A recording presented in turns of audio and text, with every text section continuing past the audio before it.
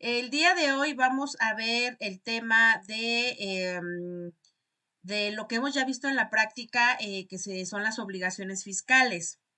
Las obligaciones fiscales ya pues tocamos, ¿no? Tocamos ahí varios puntos en cuanto a,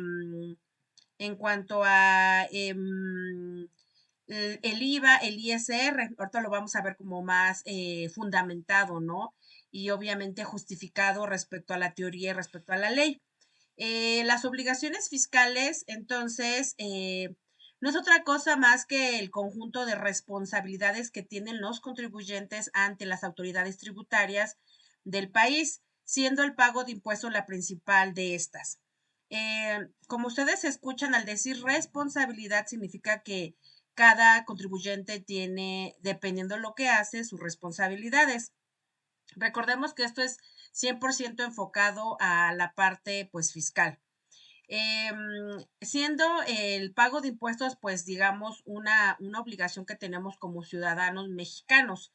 Es decir, que yo por haber nacido en México y ser ciudadano, pues ya tengo que contribuir con el gasto público, ¿no? Es como cuando somos niños que no tenemos obligaciones de esta índole, pero ya cuando vamos creciendo o nos casamos o tenemos hijos, etcétera, vamos adquiriendo obligaciones, ¿no? De aportar con la renta, de aportar con el pago de la luz, el teléfono, el pago del internet, son obligaciones que tengo que cubrir cada mes, pues por el hecho de habitar pues una casa o por el hecho de vivir, ¿no? En un hogar. Entonces lo mismo pasa por el hecho de vivir aquí en nuestro país, que es México. Necesito yo contribuir, necesito pagar un tipo de impuesto. Eh, Como tal, entonces, la obligación fiscal es por definición el deber del responsable fiscal en favor del fisco. Entonces, ¿quién es el responsable fiscal? Ya habíamos comentado en sesiones pasadas que es el sujeto pasivo, ¿no? Y entonces se lo pagamos al sujeto activo, que en este caso es el fisco federal. El responsable entonces de la contribución soy yo, que soy el sujeto pasivo. Me preguntaban en la semana una contribuyente que su cliente no le exigió el complemento de pago. Y como el cliente no lo exigió, ella no lo expidió. Es decir, yo empresa, recibí un pago y por este pago yo tengo que expedir un complemento de pago que se llama el tipo de SFDI. Pero como el cliente no me lo exigió, pues entonces yo no lo hice. Entonces me preguntaba a mí el contribuyente, ya no pasa nada. Le digo, por supuesto que sí pasa, porque el responsable eres tú que recibiste el dinero, es decir, la empresa del cliente. Entonces, aunque el cliente no me lo exija, yo tengo que hacerlo porque el que va a rendirle cuentas al fisco federal soy yo, empresa, porque yo recibí el dinero. Es muy común ahorita que muchas empresas, como ya y vendieron la mercancía, recibieron el dinero y emitieron de entrada una factura con PPD por definir y reciben el dinero posteriormente por un pago, dos pagos o el total del pago. Como ya hicieron su factura de inicio e hicieron recibieron el dinero, pues se les hace muy fácil ya no emitir el complemento de pago. Pero sí o sí tienen que hacerlo porque es una obligación y responsabilidad fiscal. Entonces ahí yo le dije a esta persona que tiene que hacer su complemento de pago. Solamente son 5 días después de cerrado el mes. Es decir, si yo recibí el dinero en el mes de junio, yo nada más tenía del 1 al 5 de julio para emitir el complemento de pago. Me decía mi contribuyente, entonces, ¿qué hago? Ya no lo hago, sí lo hago porque ya estamos a, no sé, a 10 o 11 de julio. Entonces yo le decía, bueno, pues hazlo, ¿no? Yo sé que no es lo correcto, pero es peor no hacerlo. ¿Por qué? Porque es responsabilidad fiscal. Entonces, bueno, es uno de tantos ejemplos que tenemos respecto a las obligaciones fiscales. Se trata principalmente entonces de las contribuciones federales, así como de aquellas obligaciones administrativas contraídas por las personas físicas y morales al registrarse ante el SAT, además de las que deben cumplir los patrones con sus trabajadores, entre otras.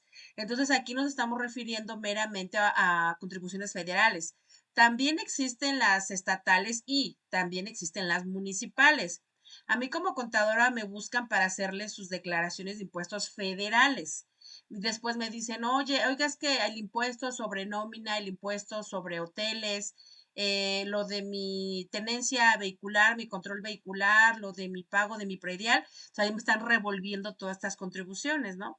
Inclusive me decían en alguna ocasión, oye, ¿cómo le hago? Porque vendí una casa y entonces me van a descontar un impuesto, que entonces, ¿cómo le hago?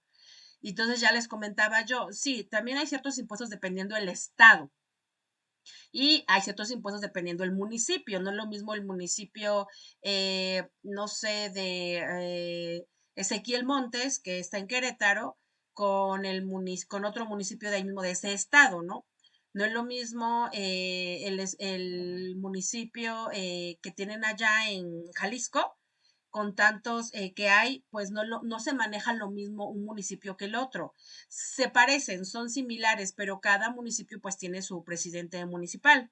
Cada estado tiene su gobernador y cada estado da su tasa de impuesto. Por ejemplo, eh, el impuesto sobre nóminas, que es el que se paga cada mes al estado por tener trabajadores, en la mayoría de estados está al 3%. Acá en Puebla está al 3% y había estado en 2.5%. El impuesto sobre hospedaje también tiene un porcentaje, pero repito, eso lo fija cada estado. Buenas tardes. Hola, buenas tardes. Entonces, eso respecto a las contribuciones. Entonces, repito, pueden ser federales, estatales y municipales. Yo les digo por eso a los contribuyentes, yo te voy a hacer las contribuciones, o sea, el pago de impuestos o te voy a calcular tus impuestos, pero de las federales, que cuáles son IVA, ISR, IEPS, entre otras que surjan. Entonces, para que no revolvamos, ¿les puedo hacer las federales y municipales? Sí, nada más que, pues es otro procedimiento y es otro costo, obviamente. Ahora bien, si tú eres emprendedor, tú quieres formar una empresa, que qué bueno, la verdad que sería lo ideal. Entonces, si tú emprendes de forma individual o como sociedad, debes informar a las autoridades fiscales de este emprendimiento, porque en el momento que tú recibas el primer ingreso, tienes que declarar. Muchas empresas me dicen a mí, no, lo que pasa es de que yo estoy así sin darme de alta y así funciono, porque todo lo que cobro y todo lo que compro, pues no respondo ante las autoridades fiscales. Y ese es un error porque todas las personas que tengan un negocio en México o reciban un ingreso por una venta, pues necesitan hacer un pago de impuestos, por lo tanto deben de darse de alta y eso es una obligación. O sea, no es como opcional, es obligatorio. Entonces, yo cuando los veo bien confiados, la verdad es que sí les hago ver que necesitan, pues en este sentido, hacer su alta en el SAT. Esas autoridades fiscales entonces son las encargadas de la recaudación de impuestos sobre los ingresos obtenidos por la empresa. La forma de hacerlo es a través de la factura electrónica, 100% CFDI 4.0. El CFDI 4.0 es el comprobante fiscal digital por Internet. La versión es 4.0 porque como ya se manejan aquí temas de informática o temas de aquí de sistemas que se manejan en Internet. Entonces, les dan sus versiones. Entonces, se comenzó con la factura 3.3, así se llama la versión, y pasamos ahorita en el mes de abril a la versión 4.0. Se estuvo usando la versión desde el 2022, nada más que estuvo dando el SAT prórrogas para que nos fuéramos familiarizando con la nueva factura, que es la 4.0, que es la que ahorita pues está 100% vigente. Entonces, la forma en que yo contribuyo o la forma en que yo cumplo con mis obligaciones, número uno es darme de alta, número dos es emitir un CFDI que se llama factura electrónica. Muchas personas me preguntan o muchos contribuyentes me preguntan a mí que cómo le hacen cuando, por ejemplo, tienen una farmacia, tienen, por ejemplo, una panadería, una pastelería, tal vez tienen una lavandería, una tintorería, o inclusive prestan servicios de profesionales y su cliente no les pide factura. Es decir, yo soy la empresa, la Nacional SADCB, vendo todos los días pan, soy una panadería, pero mis clientes no me piden factura. Entonces yo tengo la obligación de emitir una factura que se llama factura global al público en general cada cierre de mes. Yo la puedo hacer en forma mensual, quincenal o en este caso mensual por la suma de todo lo que yo emití o todo lo que yo vendí en el mes cuando mi cliente no me pidió factura. Entonces sí o sí yo tengo que emitir factura. a fuerza electrónica, ya sea que me la pide mi cliente o ya sea que no me la pide, yo todos tengo que hacer un concentrado de todo lo que vendí por mes y se lo envío al SAT. A lo mejor yo vendo mucho en mi panadería, bueno, pues entonces cierra el día y hago mi factura electrónica por el día. O lo hago por semana, no lo hago todos los domingos, saco toda la sumatoria de toda mi venta de la semana y lo sumo y emito mi factura por toda la semana. Comentábamos en algunas sesiones pasadas que si, por ejemplo, yo manejo tickets, sobre todo las empresas que venden mucho producto y que le dan un ticket a su cliente. Entonces yo al cierre del día, pues hago mi factura global y sumo todos esos tickets y adjunto el número de ticket en el concepto de la factura para que ahí se vea el control, porque sí tengo que emitir mis tickets en este sentido. Entonces, para que las personas que ustedes conozcan, ustedes mismos manejen público en general, conozcan cómo se debe emitir la factura. Entonces, ¿eso es una obligación fiscal? Sí. Esas facturas electrónicas son expedidas por la empresa en cada transacción comercial, además de las declaraciones mensuales y anuales de tales operaciones. Entonces vean cómo pues me voy llenando de obligaciones, ¿no? Cuando yo tengo un negocio o cuando yo soy patrón, sí, no es tan fácil llevar un buen cumplimiento porque a veces nos ganan los tiempos o nos ganan los gastos y entonces sí hay que poner ahí un poco de equilibrio. Por eso se recomienda que antes de abrir un negocio se asesoren bueno, un especialista en las áreas de laboral, en las áreas de fiscal, las áreas de contabilidad, entre otras cosas, porque a lo mejor el producto es muy bueno y ya lo tienen, pero les falta la parte financiera, fiscal, legal, entre otras. Entonces, antes de abrir un negocio, hay que conocer cuáles serían mis obligaciones, tanto legales como fiscales, contables, aparte de lo que yo requiero con el producto que voy a vender o el servicio que voy a prestar. La prioridad de las declaraciones, el tipo de impuestos que la empresa debe tributar y la información que la autoridad requisita varían entre personas físicas y personas morales. Por eso es que a mí cuando me piden la asesoría legal, financiera, fiscal, pues yo no les puedo decir que sí les conviene como si fuera una receta de cocina, ¿no? Yo tengo que hacer un estudio de la persona física o la persona moral, dependiendo qué va a vender, si va a tener trabajadores, cuántos va a tener, qué va a vender, va a tener sucursales, todo ese tipo de cosas hay que considerarlas para decirle al contribuyente entonces si sí es conveniente que se dé alta como persona física o como persona moral. A mí me llegó el caso de un ingeniero que puso su empresa de aire acondicionado. Entonces él me decía, ¿sabe qué? Que pues no, yo me di alta como persona física y tengo una de obligaciones increíbles y no me da el negocio para cubrir tanta obligación. Entonces yo le preguntaba, pero ¿quién le asesoró para que usted se diera de alta como persona moral? Si se podía dar de alta como persona física y no tenía tanto peso tributario. Entonces me decía el ingeniero, es que yo no me asesoré bien. Yo como a lo que investigué, se escuchaba bonito persona moral, pues yo me di alta como persona moral. Yo ahorita la quiero desaparecer y tengo que ir con el notario para hacer todo el trámite porque no es como que ya me suspendo y ya. No hay que hacer un trámite legal. En cambio, en la física, si tú ya no quieres trabajar en ese giro o ya no te convino, pues nada más te suspendes si no hay otra cosa, ¿no? Entonces, he ahí desde el inicio cómo te vas a dar de alta. Por eso es que las obligaciones no son las mismas persona física que persona moral. Aquí enunciamos las obligaciones fiscales de las personas morales. Esto es para empresas constituidas a través de alguno de los 7 tipos de sociedades mercantiles mexicanas, que en su momento ya les había yo hablado aquí en clase, de hecho fue pregunta de examen, y estas son las figuras que reconoce la Ley General de Sociedades Mercantiles, que es un tipo de sociedad, es un tipo, perdón, de persona moral. Entonces tenemos a la a la SDRL, que es Sociedad Responsable Limitada, a la famosa SAS, que es la Sociedad de Acciones Simplificadas, la Sociedad de Comandita Simple, Sociedad de Comandita por Acciones, que estas dos, bueno, existen y ya su uso no es tan común, ¿no? Pero bueno, ahí los contempla la ley. La sociedad cooperativa, la sociedad en nombre colectivo. Entonces, ahí tenemos las sociedades mercantiles en las cuales si tú te das de alta con cualquiera de estas figuras, tú ya eres una persona moral. Lógicamente aquí estas son lucrativas, ¿no? Entonces aquí nada más para retomar la parte del tema que estamos viendo eh, con respecto a las obligaciones de la persona moral. Ahora bien, estas pues obligaciones fiscales se hacen a través de la recaudación, habíamos comentado.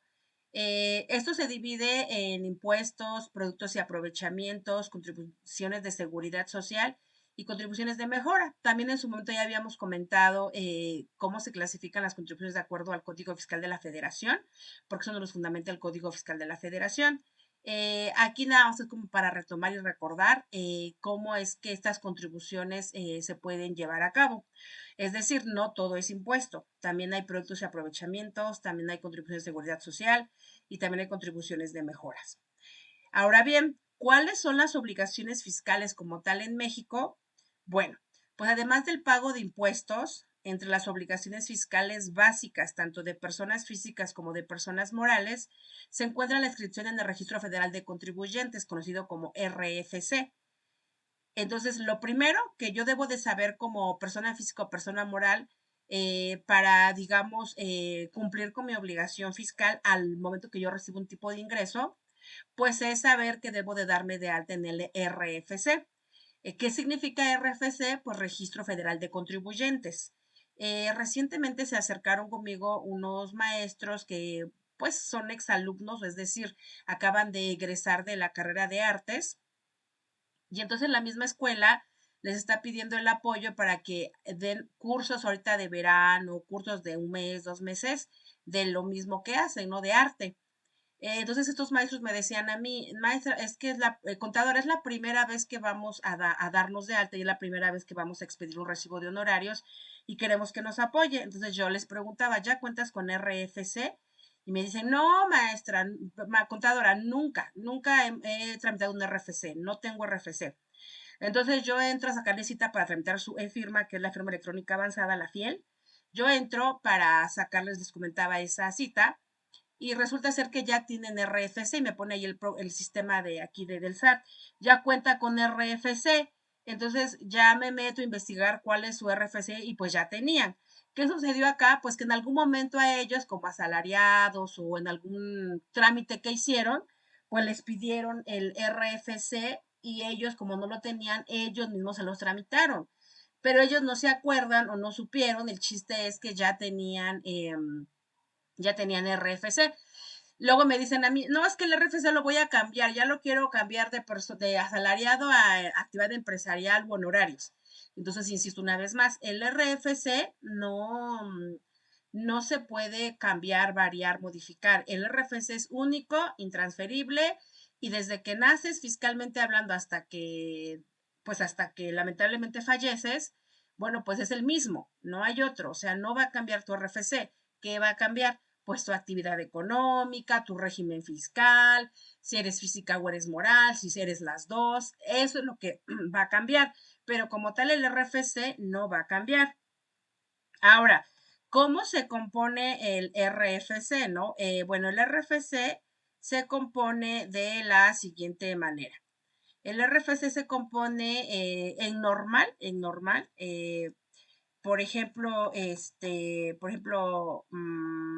Marta, Marta Juárez López. Marta Juárez López, vamos a suponer que nació el 25 de marzo del 1985, ¿vale? Y eso es lo que necesitamos. Entonces, ¿qué se hace? Bueno, es muy parecida a la CURP. ¿Por qué? Porque toma las dos primeras letras del apellido paterno, es decir, JU, que es Juárez, ¿no?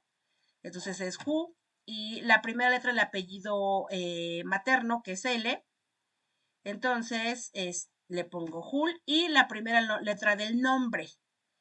Entonces ahí ya tengo la primera parte. La segunda parte se compone de su fecha de nacimiento pasando por el año y se toman solamente dos dígitos, es decir, que tomo 850325. Cuando es número 1 al 9 hay que ponerle el 0 antes. Entonces aquí ya tengo su RFC de esta persona y los tres últimos dígitos los da el SAT, por ejemplo, E y 0. Eso ya los tres famosos dígitos son los que el SAT pues pone para que no se repita, porque recordemos que el RFC no se puede repetir.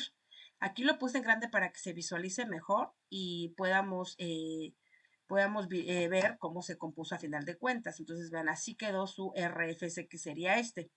Si llega por coincidencia a haber uno igual, entonces el SAT tiene la facultad de cambiar alguna letra de los tres últimos dígitos, ¿no? Que, bueno, en este caso ya él se encarga de ajustarlo. Si, por ejemplo, es Marta Guadalupe, lo mismo, ya verá el SAT que el dígitos toma. Yo tengo clientes, por ejemplo, que se llama una señora María Santa Ana López Bermúdez. Entonces tiene tres nombres, entonces sigue tomando el primero o toma el segundo dependiendo la combinación que no se repita. Pero bueno, en términos generales, así funciona el RFC, así queda. Repito, este RFC es único, no puede variar, no puede cambiar durante el proceso de mi vida fiscal. También, otra excepción es cuando, por ejemplo, a la hora de que se juntan perdón, los dígitos para componer el RFC, dice una grosería, una palabra antisonante, a lo mejor se preguntará, no, pero eso no sucede. A mí la verdad sí me ha pasado que tengo contribuyentes que a la hora de juntar sus componentes, dice una grosería. Entonces, como dice una grosería, pues entonces el SAT opta por cambiar. Entonces, en este caso pone XX para que pues ya no se escuche fea la palabra. Entonces, bueno, eso es respecto al RFC, respecto a la obligación principal, que es la de contar con el RFC. Tengo otras obligaciones también como contribuyente. ¿Cuáles son? Bueno, pues número uno, presentación de declaraciones periódicas, dependiendo. Si tú todavía eres régimen de incorporación fiscal o ustedes conocen algún RIF, que es el régimen incorporado de incorporación fiscal, su significado, ellos tributan, los que todavía están vigentes, bimestralmente, es decir, ellos presentan su declaración cada 2 meses. Entonces, bueno, aquí ellos ya saben que no lo presentan en forma mensual, sino en forma bimestral. La mayoría, bueno, lo presentamos en forma mensual, pero sí hay sus excepciones. También la emisión de comprobantes electrónicos conocidos como CFDI, que ya lo habíamos comentado, que es CFDI significa comprobante fiscal digital por Internet, que es con lo que todo el país sí o sí facturamos a través de ese. Entonces, actualmente, pues si requieres un equipo de cómputo, si requieres conexión a Internet, o sea, si requieres esta parte porque si no, tú no puedes avanzar. Por eso es que ahí digamos, no se lleva a cabo la igualdad de los impuestos, ¿no? O la equidad o todo lo que es en materia de impuestos, porque pues ahí la mayoría, bueno, no la mayoría, muchas personas quizá carecen de un equipo en este caso, de cómputo. Muchas personas a lo mejor donde viven es la sierra o es muy, muy alejado de la civilización y no tienen internet como tal. Entonces a ellos les aplicaría igual. Sin embargo, bueno, sí hay dentro de la ley excepciones en las cuales el SAT pone en qué partes de el país no entra la señal de Internet y hace sus excepciones. Pero ya tiene una lista de estas poblaciones o lugares en las cuales ellos, por ese tipo de lugar donde se ubican, hay excepción. Pero fuera de ahí, bueno, la mayoría en el país, pues sí podemos tener acceso a una computadora y acceso a Internet. También actualización de datos como el cambio de régimen fiscal.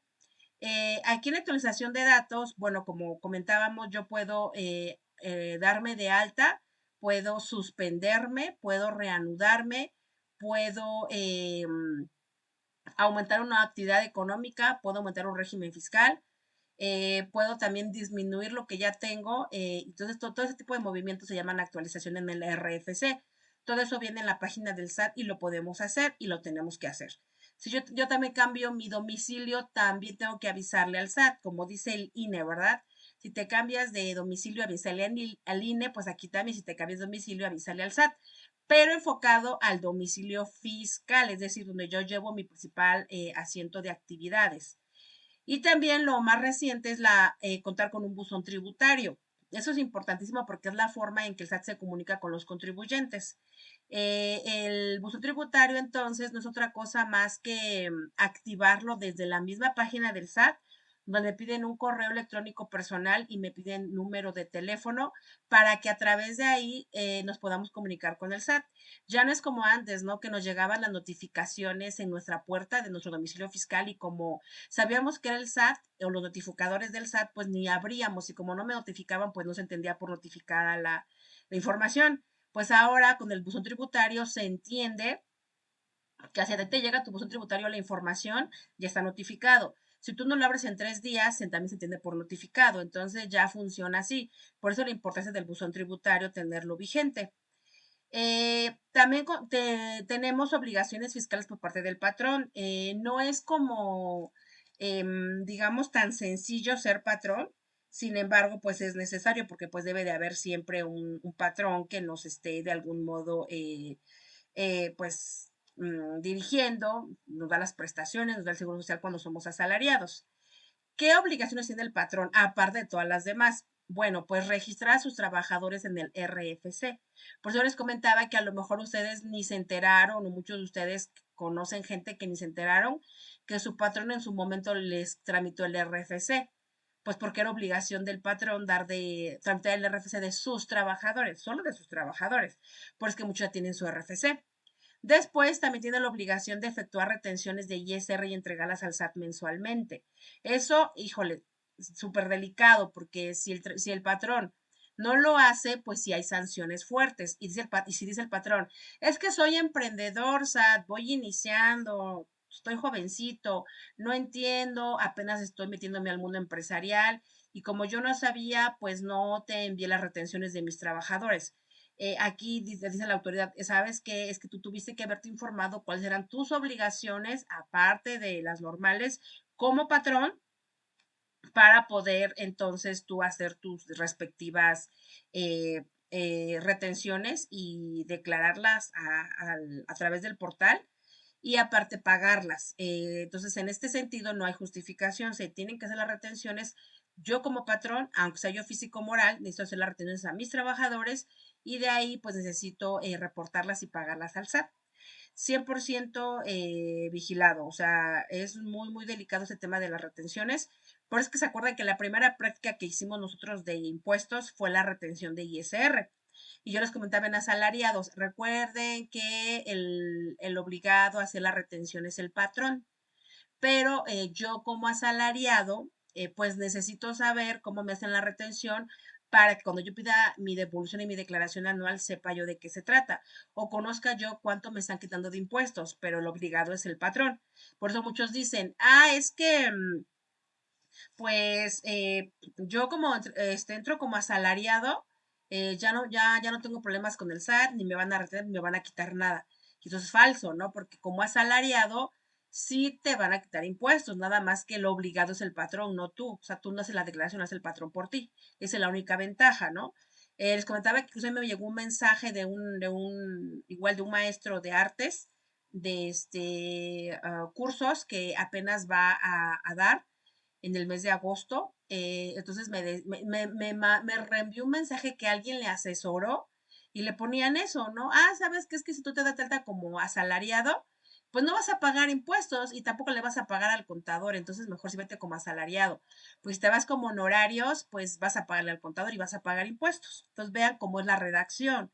Y entonces yo le contesto pues ya ahora maestra, le digo, a ver, el impuesto lo va a pagar sí o sí, ya sea por asalariado, ya sea por honorarios o régimen profesional en este caso. Por los dos usted va a pagar impuestos.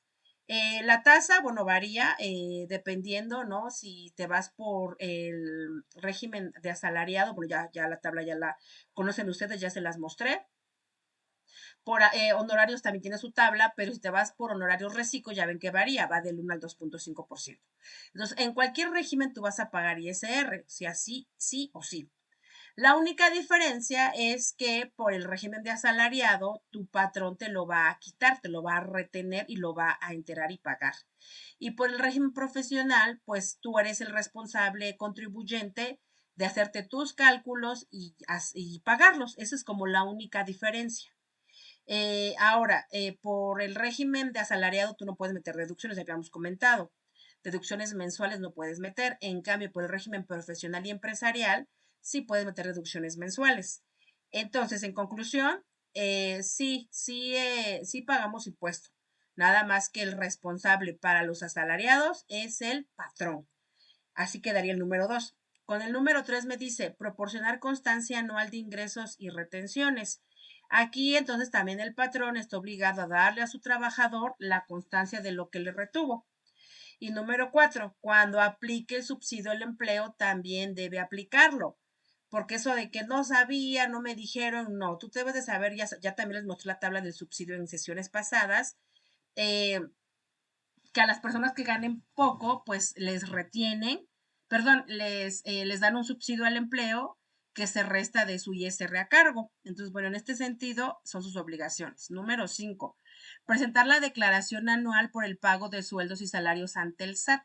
Ahí también depende, acuérdense, ahí depende, está la fundamentación de acuerdo a la ley del ISR, cuando el trabajador está obligado a poner su declaración anual y como persona física. Pero el patrón, hay que checar ahí porque ahí se como que se distorsiona la información. Dicen los asalariados, no, es que como mi patrón es el obligado a hacer mi declaración mensual, también es obligado a pasar mi declaración manual y eso no es cierto. El obligado a prestar su declaración anual es el trabajador, también con sus limitantes, si pasa de 400,000 pesos anual, si tuvo más de 2 patrones, si tuvo más de 2 regímenes, etcétera, etcétera, etcétera. Bueno, pues ya hace su declaración anual el trabajador, pero esa es su obligación ya del trabajador, ya no del patrón. El patrón que sí tiene obligación, bueno, el patrón sí tiene obligación de reportarle al SAT anualmente lo que pagó por los y salarios, y esto lo hace entre todas sus declaraciones. Ahora, estas obligaciones que tiene el patrón son solamente las fiscales, faltan las laborales y otras que llegaron a suceder, ¿no? Por ejemplo, si tiene que reportar su prima de riesgo de la clase que le corresponda dependiendo el riesgo que tenga su empresa. Tiene que darlos de alta en el Seguro Social y por automático se desprende el Infonavit, el Fonacot, se desprende también como tal el Afore o la Afore, o sea, va como que de la mano, ¿no? Dentro de las ramas de seguro, pues acuérdense que está invalidez y vida, edad avanzada, está guarderías, etcétera, etcétera, etcétera. Son más obligaciones que tiene. Aquí no estamos hablando, repito, de las obligaciones fiscales. Entonces, ser patrón no es tan fácil. Por eso que yo cuando tengo a mis empresarios los felicito por aventarse todo el paquetote, porque realmente sí tiene su chiste ser patrón en México.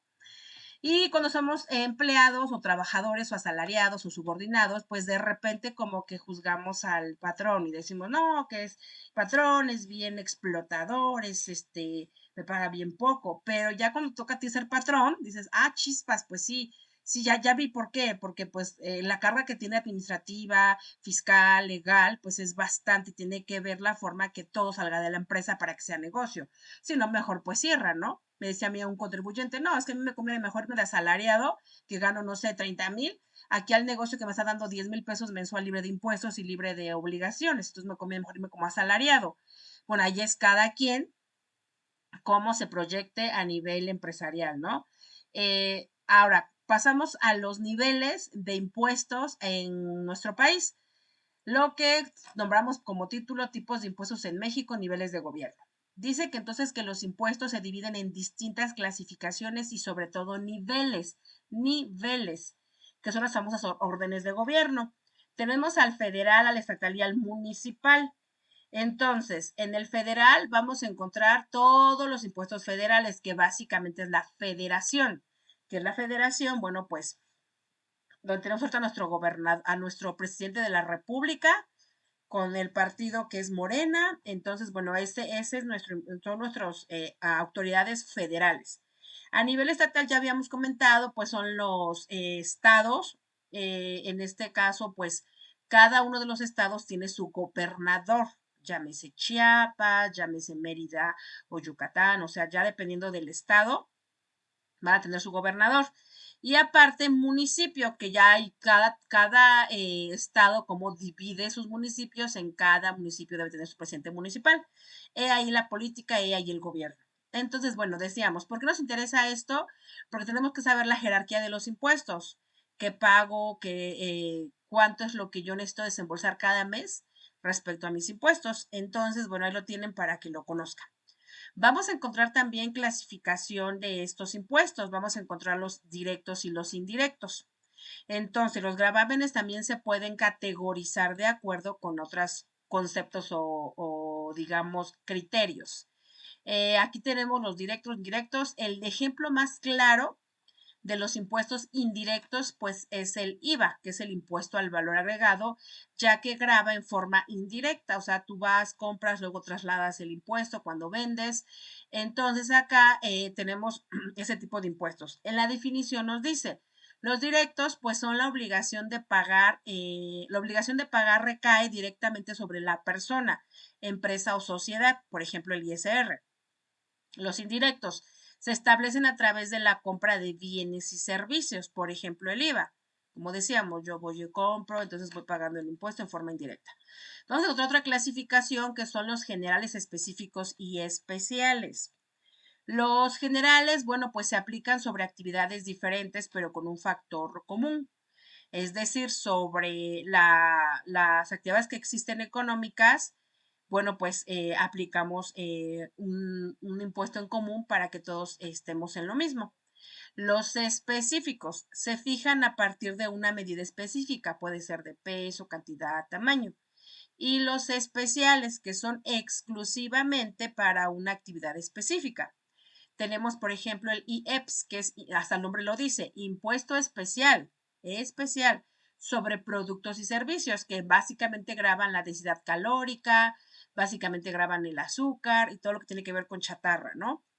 Vamos a encontrar otro tipo de impuestos que son los reales, personales o subjetivos.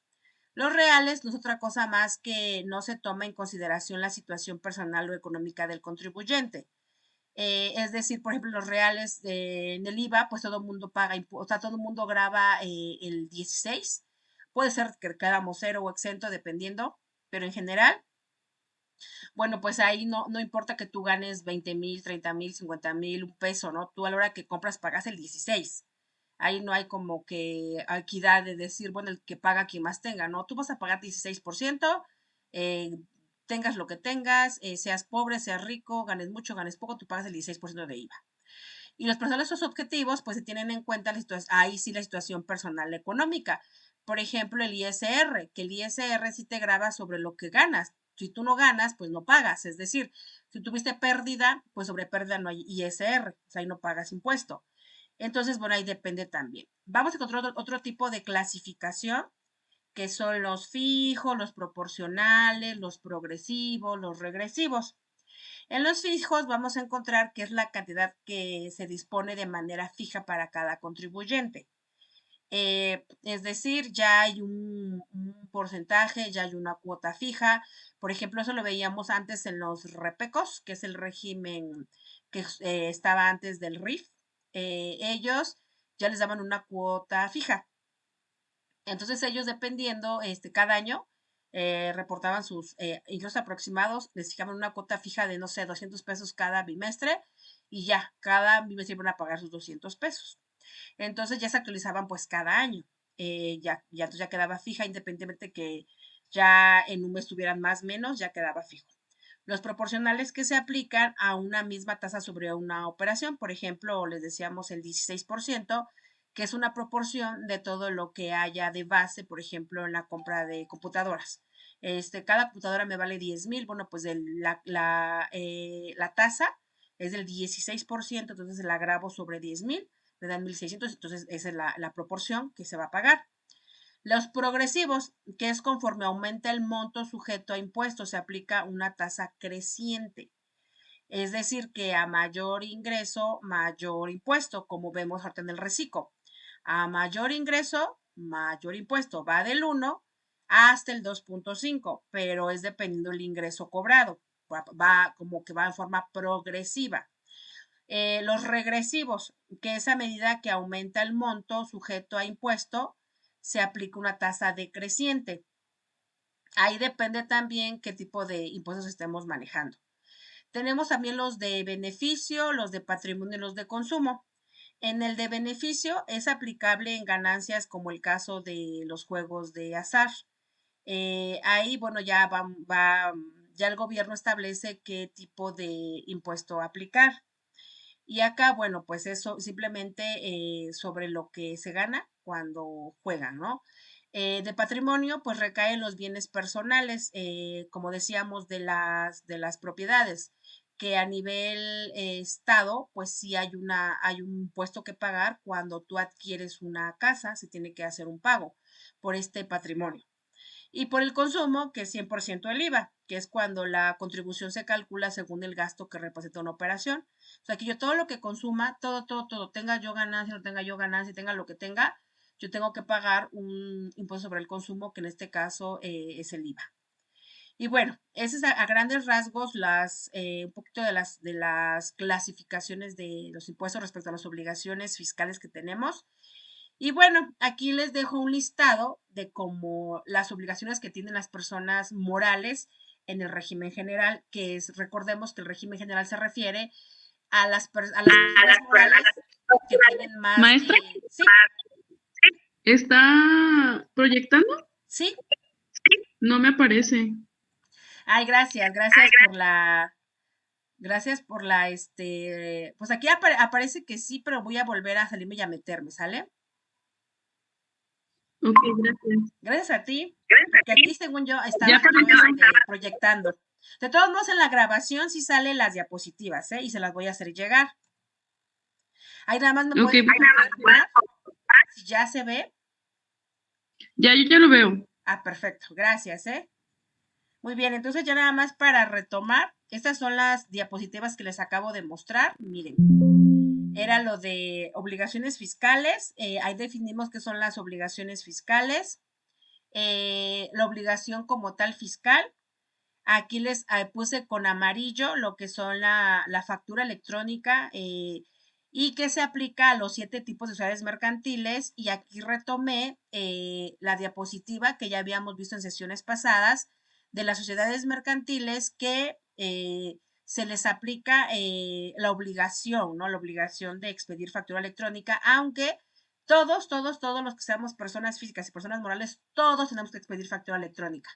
O sea, ahí no tiene nada que ver que yo sea chiquito, que venda papitas, que venda yo algún producto muy, o sea, que mi ganancia sea muy poquita, no importa, tú tienes que expedir factura electrónica. Y tú le dices al SAT, oye, es que el negocio no me da ni para comprar una computadora. Pues vete a las oficinas del SAT, que son gratuitas. Hay un apartado que es internet. Y ahí tú, si no tienes internet en tu casa, no tienes equipo de cómputo, ahí tú puedes hacer tu factura en las oficinas del SAT. O sea, ya no hay como, entre comillas, pretexto, ¿no? Bueno, esa era la parte que les había yo mostrado.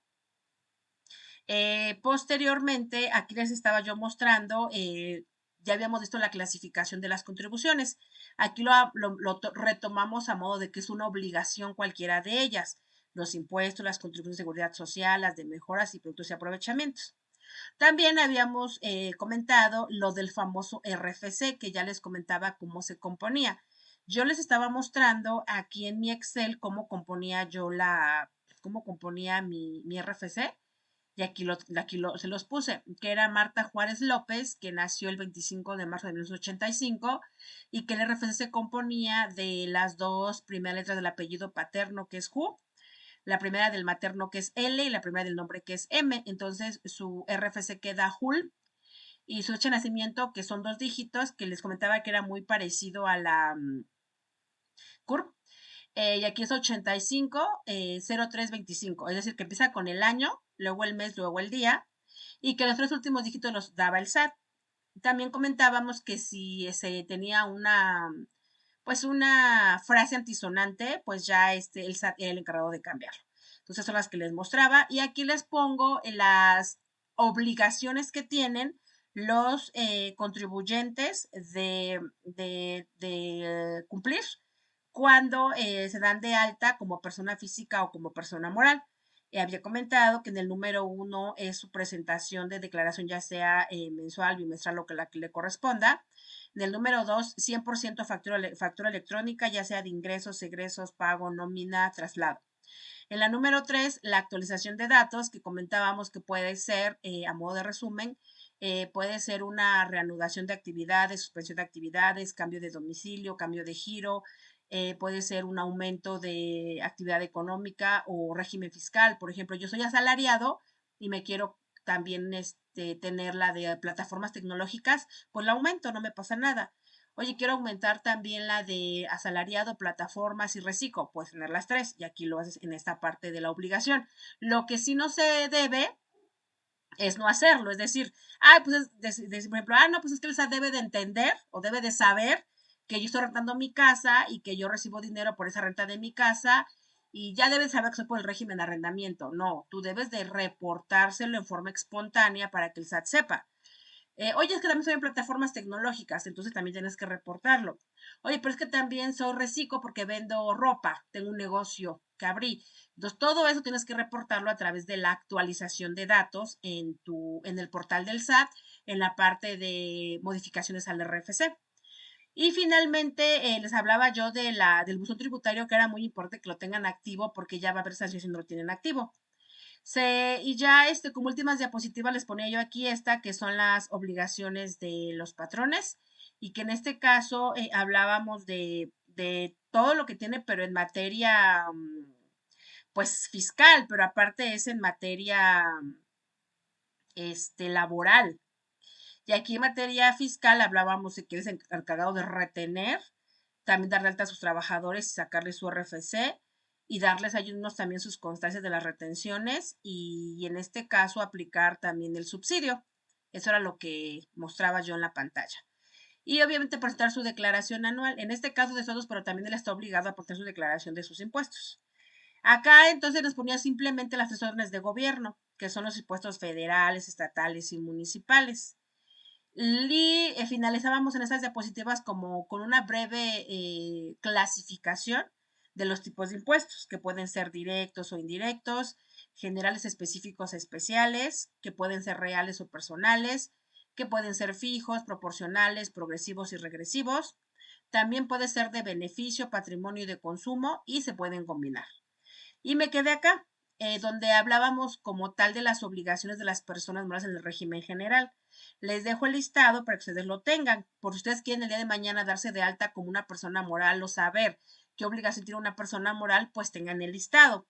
Esto yo lo saqué directamente de la página del SAT. También viene en el Código Fiscal de la Federación y pueden adherirse otras obligaciones dependiendo del giro, porque si a lo mejor yo vendo alimentos, pues también requiero los permisos de la Secretaría de Salubridad, entre otros. Entonces ahí depende también lo que vaya yo a hacer. Esas son como las básicas. Entonces, número uno, 100% inscribirse en el RFC como persona moral. Cuando yo me inscribo en el RFC, me van a pedir obviamente la firma electrónica de los socios. Entonces, primero, los socios tendrían que tener su firma electrónica y su RFC para después hacer una persona moral. Número dos, solicitar el certificado de e-firma, pero como persona moral. Repito, cada socio ya tiene su e-firma como persona física y aparte tiene que hacer el trámite, pero de la persona moral. Número tres, expedir facturas electrónicas. Repito, esto se lleva a cabo tanto para físicas como para morales, tanto por si vendo un chicle, como si estoy exento, como si le vendo al público en general. O sea, debe de haber una factura sí o sí. Cuatro, llevar contabilidad electrónica teniendo en cuenta lo establecido en el Código Fiscal de la Federación, así como su reglamento. La contabilidad electrónica está fundamentado en esta ley, que es el Código Fiscal. Sin embargo, para el caso de Recico, salió una resolución miscelánea en la cual los recicos no están obligados a enviar contabilidad electrónica por la situación que son recicos, que es el régimen simplificado de confianza. Pero si tú tienes un régimen que es como tal el general de ley, que es el que ahorita está abordando este tema, bueno, pues ellos sí tienen que enviar contabilidad electrónica. También tienen que enviar esta parte de la DIOT, que es la Declaración Informativa de Operaciones con Terceros. ¿Por qué? Bueno, pues porque son todas obligaciones. Por eso cuando a mí me dan una contabilidad y me dicen, ay, conta, cóbrenos barato. Yo les digo, es que no se trata que cobre barato o caro, simplemente tengo que cobrar mi trabajo. Y en materia de obligaciones fiscales es pesadísimo llevar a una persona moral por todas las obligaciones fiscales que tiene. O sea, sí son muchas. Y si es régimen general, pues más, pero todavía en reciclo descansamos un poquito porque ya no enviamos ni DIOT ni cuenta electrónica, pues ya descansamos. Pero si tú llevas un régimen general de ley, pues la verdad es que tienes que dedicarte a esa empresa, pues 100%, ¿no? Ya no te da tiempo de hacer otra cosa. Entonces, sí hay por ser que considerar ahí los costos para esto del cobro de honorarios. Después, número 5, presentar pagos provisionales y definitivos de los impuestos. Provisionales se refiere al ISR, porque recordemos que el ISR se presenta en forma mensual, pero a cuenta del pago anual. Y los definitivos es el caso del IVA, porque ese se hace de lo mismo que gané o vendí o gasté en ese mes. Por diferencia saco el IVA y por se entiende que es definitivo, no acumula como el del ISR. En el número 6 tenemos realizar retenciones del ISR cuando paguen salarios, lo que acabamos de mencionar ahorita, con sus trabajadores, o se efectúen pagos a personas físicas por honorarios. Recordemos que también en honorarios los obligados a retener la parte de ISR y de IVA, pues son los patrones, en este caso la persona moral. También las retenciones de los impuestos sobre la renta, del IVA y en su caso del IEPS, si están dentro de ese, digamos, puesto, ahí depende del régimen, la actividad, etcétera. Pero en este caso los obligados sí son las personas morales. También, si es el caso, presentar retenciones de ISR o IVA que se hayan hecho. Es decir, puede ser que la persona moral le hagan retenciones o que ella haga retenciones. En los dos casos tiene que reportarlas. También presentar la DIOT. ¿Qué es la DIOT? Pues la Declaración Informativa de Operaciones con Terceros. Número 3, presentar declaraciones informativas anuales que corresponda. Si él está manejando salarios, también tiene que hacer su declaración anual informativa, que si no me recuerdo se presenta en el mes de febrero. Número 4, en el caso de ser necesario, si también está obligado a la declaración que se conoce como DIM, que es la declaración informativa múltiple. Entonces, vean que no es como tan sencillo llevar a una persona moral. Además de lo anterior, las obligaciones incluyen, número 1, retener impuestos, así como expedir CFDI de las retenciones, el cual se puede considerar como la constancia de retención. Número 2, formular un estado de posición financiera e inventario de existencias. Lógicamente, pues de acuerdo al Código Fiscal de la Federación, no porque sea moral, sino simplemente todos están obligados a llevar su contabilidad con estados financieros. Y entonces, la moral 100% tiene que tenerlos, pero bien al corriente. De hecho, cuando las personas morales u otras hacen un tipo de licitación o quieren inscribirse en el padrón de proveedores o sus mismos clientes, les exigen, entre otros, la opinión del cumplimiento positivo, los estados financieros, incluso les piden razones financieras, o sea, lo que es en finanzas. ¿Por qué? Bueno, porque aparte de todas las obligaciones, pues tienen que expedir eso. Después, determinar la PTU. ¿Qué es la PTU? La participación de los trabajadores en las utilidades de la empresa cada año. Si la empresa le da fiscalmente hablando una utilidad, esta utilidad entonces se reporta al SAT en marzo para las personas morales. Por lo tanto, ellas a partir de, tienen ciertos días para, una vez que tengan su utilidad fiscal, ese 10% repartirlo entre sus trabajadores. Para las personas morales es en el mes de mayo y para las chicas en el mes de junio. Entonces, bueno, ahí sí tienen que tener claro esto porque por esto sí pueden surgir demandas laborales. También llevar el control de los inventarios, todo lo que tengan en existencia. Avisar por préstamos y aportaciones para futuros aumentos de capital. En su caso, hacer la declaración informativa en el formato electrónico que se llama Multijeps, en su caso que aplique, claro. Entonces, con esto, chicos, pues les di un panorama general de las obligaciones que tienen las personas morales, que son como las más pesadas, de considerar para que ustedes cuando necesiten ya tener claro qué tienen que hacer, pues sea un listado. No sé si hasta que hay alguna duda o comentario, chicos. Vamos bien, les quedó claro. Todo hasta ahí marchamos bien, ¿correcto? ¿Todo bien, maestra? Sí, maestra. Gracias, Miriam. Gracias, Adelaida. Sí, maestra. Muy bien. Pues vean, hasta acá le vamos a dejar respecto a la teoría. Les comentaba que se los voy a adjuntar en su Classroom para que tengan los apuntes. La otra semana me avisaron que ya es otra vez el parcial. Entonces vendría específicamente de estas diapositivas que les acabo de poner.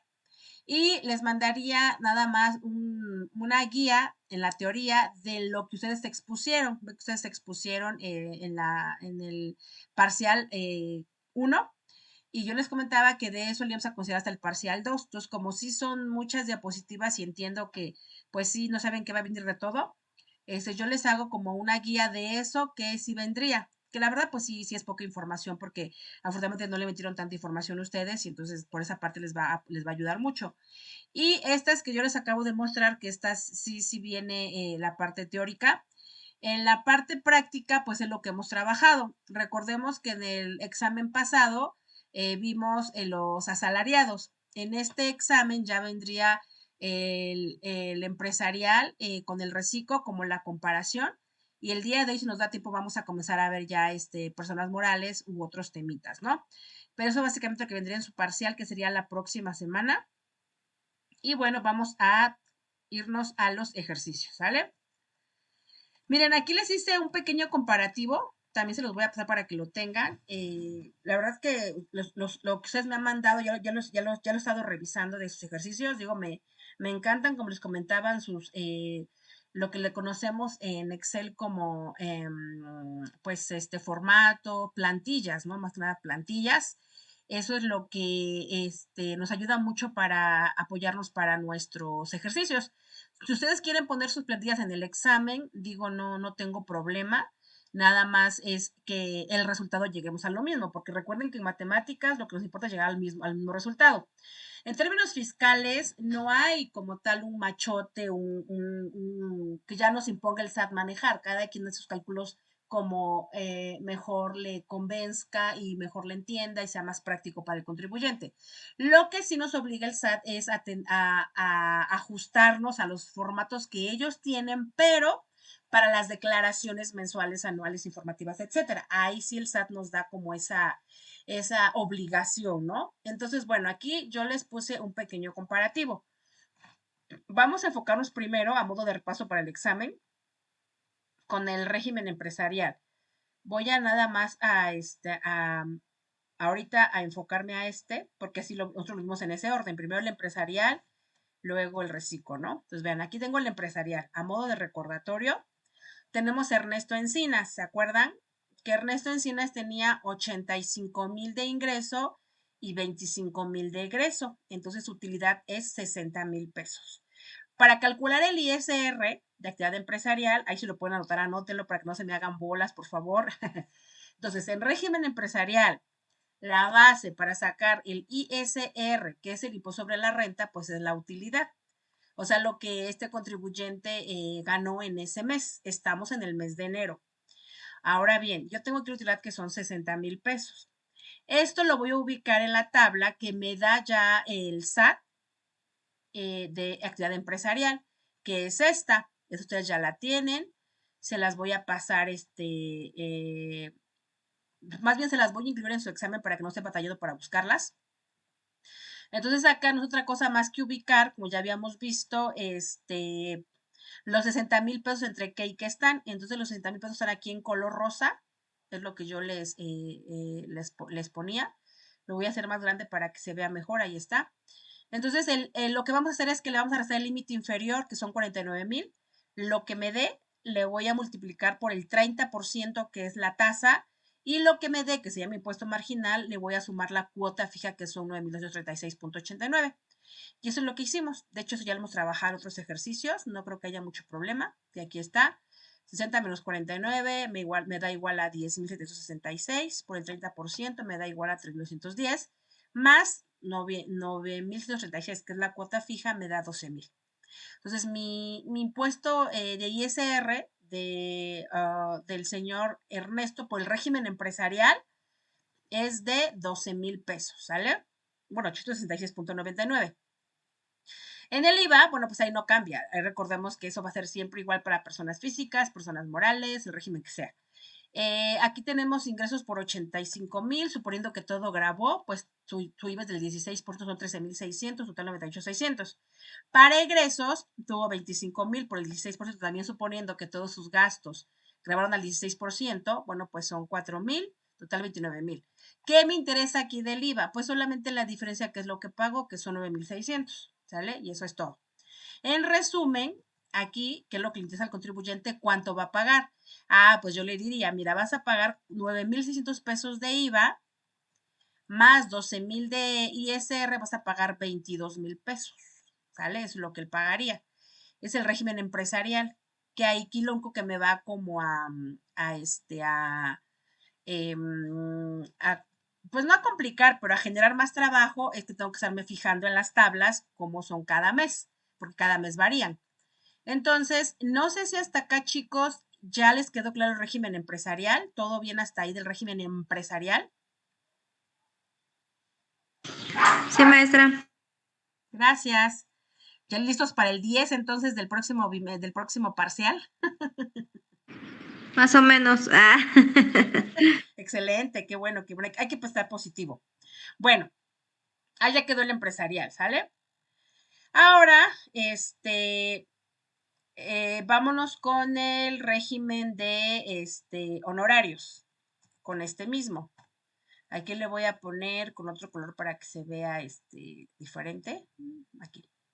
Vamos a ponerle honorarios. Entonces, aquí en honorarios, ¿qué va a pasar? Que habíamos dicho en las sesiones pasadas. Si esta persona, que es Ernesto, le vende a otra persona física, que es Juan Pérez Pérez, no va a haber retenciones, ¿se acuerdan? No va a haber retenciones.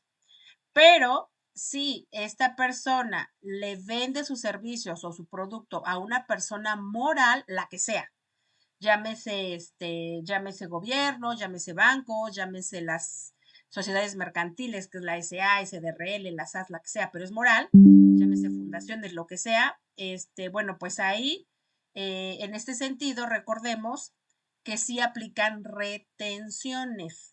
¿Qué son las retenciones para que nos vayamos como familiarizando? Miren que aquí se las puse. La retención, bueno, dice, el ISR retenido es el impuesto sobre la renta que retira una persona moral, es decir, una empresa, a una persona física, que puede ser un individuo que realiza una actividad económica, la que sea, en una forma de garantizar parte del pago del impuesto de algunos contribuyentes. Por eso es muy importante aprender a calcularlo. ¿En qué casos no se realiza una sanción? Bueno, la tasa de retención depende del régimen fiscal, lo que les comentaba, ¿no? Ahorita, por ejemplo, para el que vamos a hacer ahorita, que es el profesional normal, que se conoce como honorarios, es del 10%. Y para reciclo es el 1,25%. Entonces, bueno, eso es nada más para que les quede más clarita qué es la retención. ¿Quién es el obligado a retener? Las personas morales. De hecho, lo acabamos de leer ahorita en las diapositivas que les mostré. El obligado a hacer la retención es la persona moral, es decir, la persona que paga, no la que cobra, la que paga, es la obligada a retener.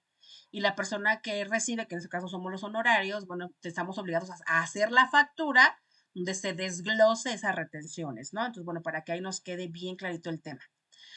Bueno, entonces aquí hacemos el mismo ejemplo, ¿no? Tomo lo mismo, pero en este supuesto sí le va a vender a una persona,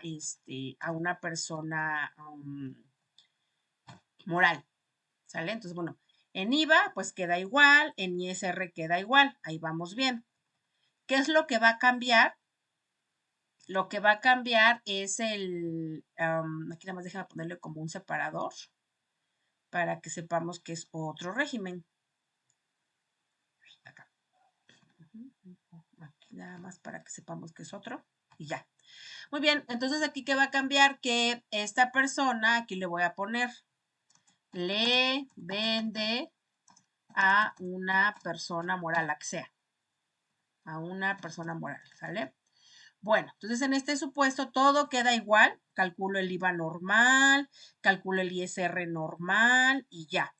Pero aquí voy a aumentar la retención,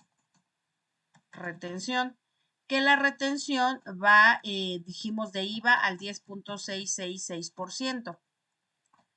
Entonces aquí lo que voy a hacer es que voy a multiplicar la base, aquí sí mucho ojo, porque todos se me pierden. Aquí aunque ya saqué sobre la diferencia, el IVA, sobre la diferencia, la base para ISR, para las retenciones no cambia la tasa, habíamos comentado, y la base siempre va a ser el ingreso antes de IVA, es decir, los 85,000 pesos, ¿sale? Por 10.67.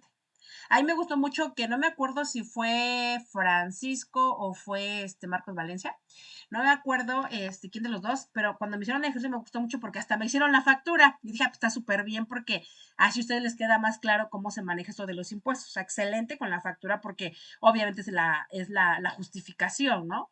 Entonces, bueno, en este caso en la factura pues lleva esta parte de la retención. Por lo tanto, aquí lo que va a pasar con este contribuyente es que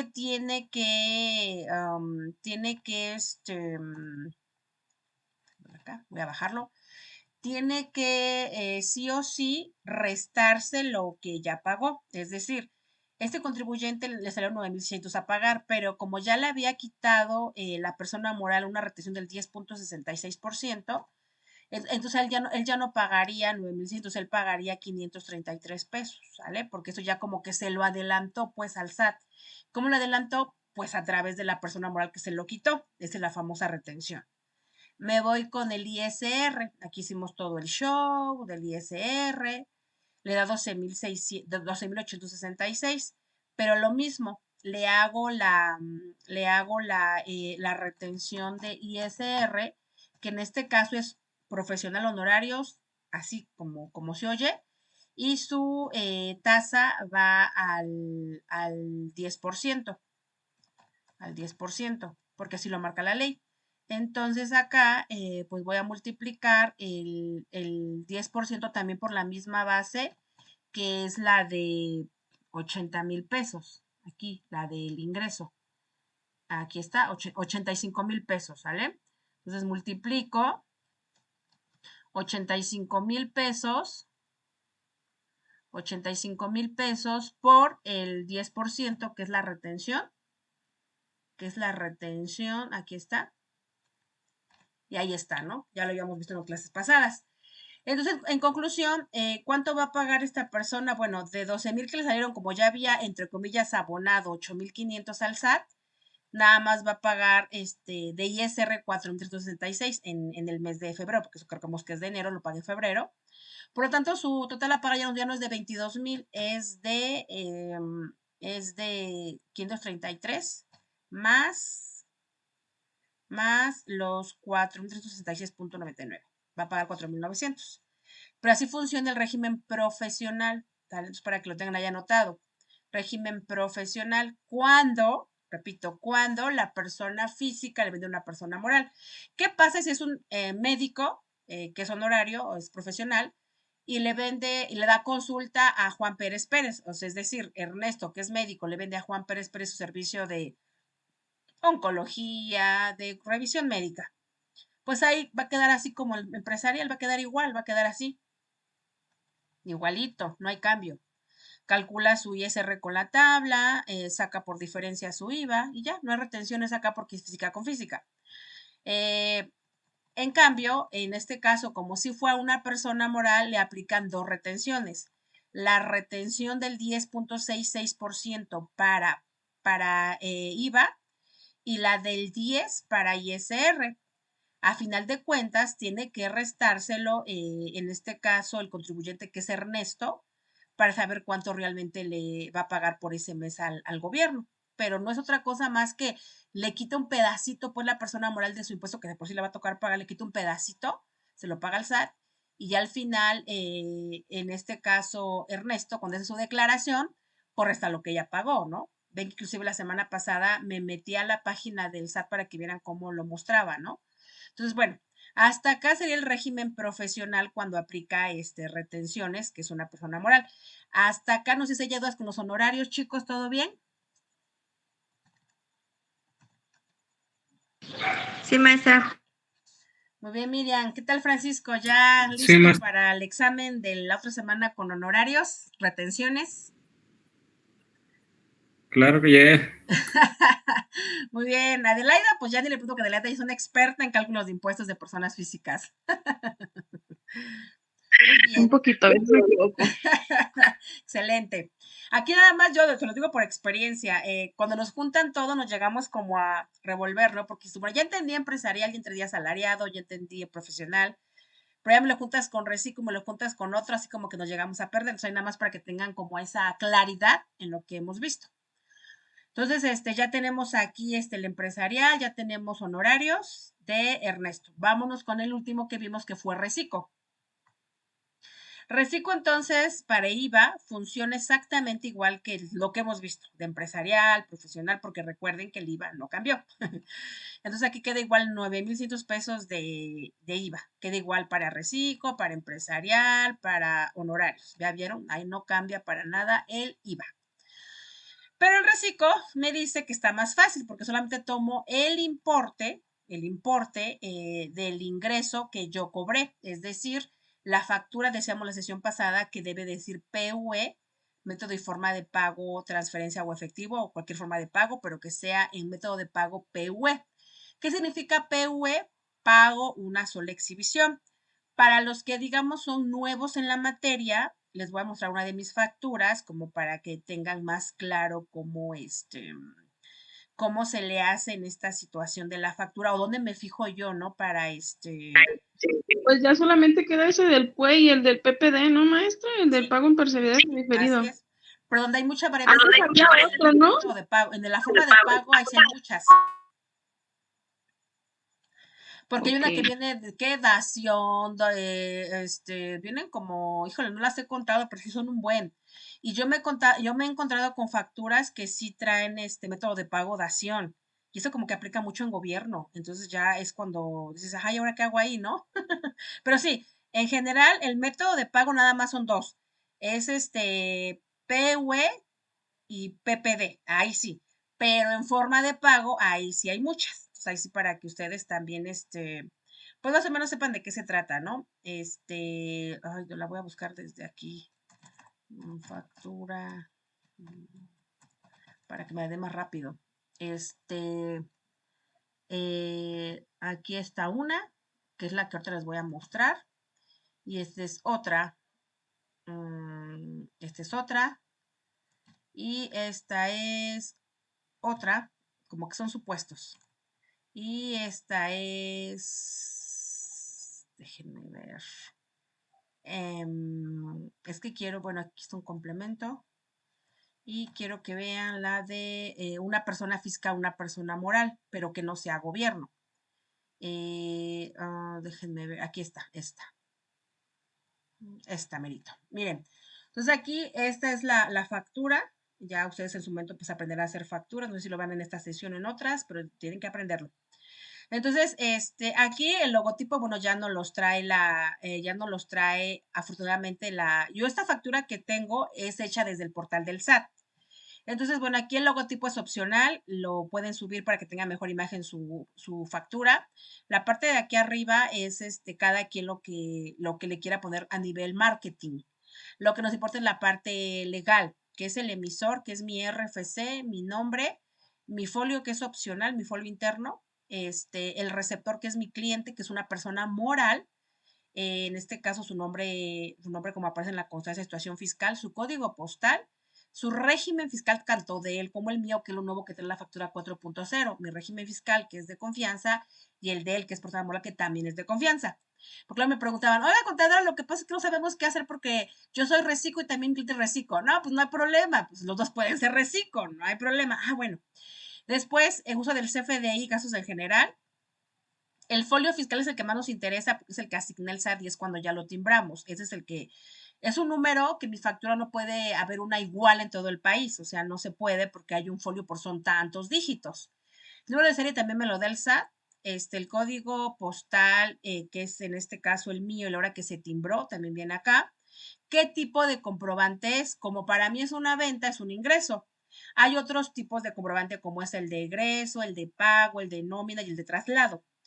Decíamos el régimen fiscal también mío y el de él, y exportación para mí no aplica. Esos son los datos que debe contener. Donde yo les decía que me interesaba mucho que vieran ustedes en la parte donde dice aquí moneda, que es peso mexicano, y acá forma de pago es transferencia electrónica de fondos. Y método de pago es PUE, que es pago una sola exhibición. En método de pago solamente hay dos opciones, que es PUE y PPD. Pero aquí en esta de forma de pago hay muchas opciones porque puede ser efectivo, transferencia, cheque, dación de pago, condonación, etc., etc. Entonces, bueno, eso es lo que me interesaba que vieran. Aquí el sello digital y lo que viene que esas cadenas las da el SAT, que es lo que le da legalidad a mi factura. También viene qué PAC lo timbró. Aquí lo timbró directamente el SAT. Yo también timbro desde otro software que manejo que se llama Mi Contador y ese pues aquí va a venir su permiso que tiene para poder él también timbrar. Y aquí pues ya viene el desglose, como les comentaba, ¿no? Mi clave es 84 111 500, que son servicios de contabilidad. ¿Qué cantidad? Pues nada más de un servicio. Cuando yo, por ejemplo, vendo horas de trabajo, aquí le puedo poner, por ejemplo, 40 horas a 200 pesos, pues tanto, ¿no? Aquí nada más fue un servicio. Su E48 significa que es unidad de servicio. Aquí, pues son 1441.15 lo que se le cobra y lo que me interesa que ustedes vieran era esta parte de los impuestos que lo que están viendo ahorita para el régimen. Aquí, en la factura está el monto, el IVA al 16%, la retención de IVA al 10.66% y la retención de ISR que es el 1.25 porque es reciclo y en total 1,500 pesos, ¿no? Es lo que trae esto. Eso es en relación, les comentaba, a esta parte de lo que estamos viendo del reciclo, que acá, pues nosotros agarramos y dice el SAT, ok, mira contribuyente, yo sé que como yo no tengo el control de tu banco, porque no sé cuánto te pagaron y cuánto sí, cuánto no, pues yo me voy a basar en tu factura. Si en tu factura tú me dices que son 1,441, eso tienes que multiplicarlo por el 1% para sacar tu impuesto. En este caso, los 85,000 pesos los tomo de la factura que debe de decir PUE, repito, dice PUE acá, entonces el SAT entiende que te la pagaron dentro del mes, que es lo que debe de ser. Si no te la pagaron por error o porque, no sé, tu cliente te quedó mal o etc., etc., pues tienes que cancelarla. Entonces, aquí ese es lo que se basa el SAT para sacarte la determinación de impuestos, que tu factura diga PUE. Pues bueno, como aquí dice PUE, estamos en el supuesto que todo lo que dice PUE sumó 85,000 pesos, por lo tanto le aplicamos el 2% y me da 1,700. Aquí obviamente en el régimen fiscal dice que es reciclo, el régimen certificado de confianza. ¿Sale? Entonces, bueno, aquí ya tengo que es 85,000 por el 2%, 1,700 pesos. Y así se saca la parte del reciclo. La verdad que está muy fácil. Es fácil cuando ya vimos, pues, empresarial y profesional. Pues está fácil, porque aquí nada más es decir, tú ya me ahorro todo el procedimiento pues, de la determinación del límite inferior, límite superior, ¿no? Y aparte aquí no acumula. Otra se explico lo de la acumulación. Entonces, así quedaría para el reciclo. Si a mí me piden un estudio, que es por lo que nosotros nos pagan mucho, la verdad, por hacerles el estudio de impuestos de cuánto pagarían por ISR, cuánto pagarían, perdón, por reciclo y por empresarial y cuál les conviene más. Entonces, pues yo les diría a estos contribuyentes, mira, tú por el régimen de confianza, que se conoce como reciclo, pagarías de ISR 1,700. En cambio, por el régimen empresarial, tú pagarías 12,866. Por supuesto que en este estudio te conviene más irte por reciclo. Oye, pero el IVA, bueno, el IVA ese no cambia, ¿eh? Ese quedó igual en los dos lugares. Lo que te está apoyando mucho a ti es la tasa, porque aquí es del 2% y acá en el empresarial lo que tomas de base la utilidad, pues tu tasa es del 30%. Entonces, que va del 2 al 30%. O sea, ni siquiera lo doble ni lo triple. Es muchísimo más veces más alta la tasa de ISR de empresarial que de reciclo. Por eso, en mi opinión y en mi experiencia de los contribuyentes que yo tengo, pues 100% reciclo. Nada más que recuerden que reciclo tiene tope, que va hasta 3,5 millones. O sea, tú no puedes ser reciclo si pasas eso. Les comentaba que un cliente tiene 4 millones, él no puede ser reciclo, ya lo sacamos de reciclo. Otro contribuyente socio de una persona moral, pues tampoco puede ser reciclo. Entonces, no a todos les aplica el reciclo, aunque quieran, ¿verdad? Entonces, bueno, así quedaría el comparativo, chicos, de los tres regímenes, reciclo, empresarial y honorarios. Para finalizar este ejemplo, vamos a hacer el reciclo, pero como actividad profesional. Porque vean, aquí dice el empresarial con su régimen honorarios que es profesional, ¿sale? Aquí le voy a poner para que se quede bien, como bien claro. profesional, que es el como se conoce, y entre paréntesis honorarios, porque es lo que en la vida real decimos, honorarios, pero realmente legalmente se llama profesional. Entonces así quedaba, recuerden aquí con sus retenciones. Pero ¿qué pasa si el reciclo, en este caso profesional, se quiere cambiar a reciclo? Aquí primero hicimos que el empresarial se cambia a reciclo, ¿no? Aquí se quedaría así.